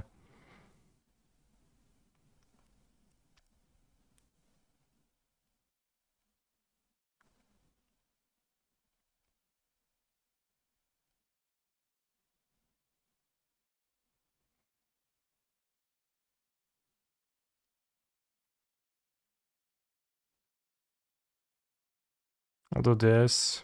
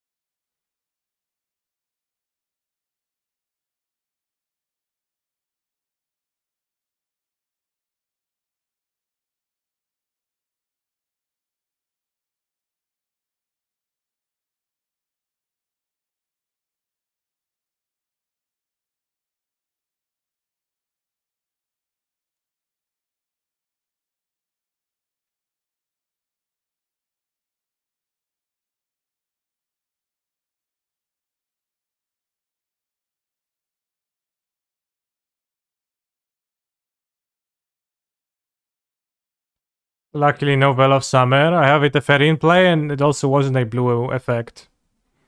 So, it wasn't actually that lucky.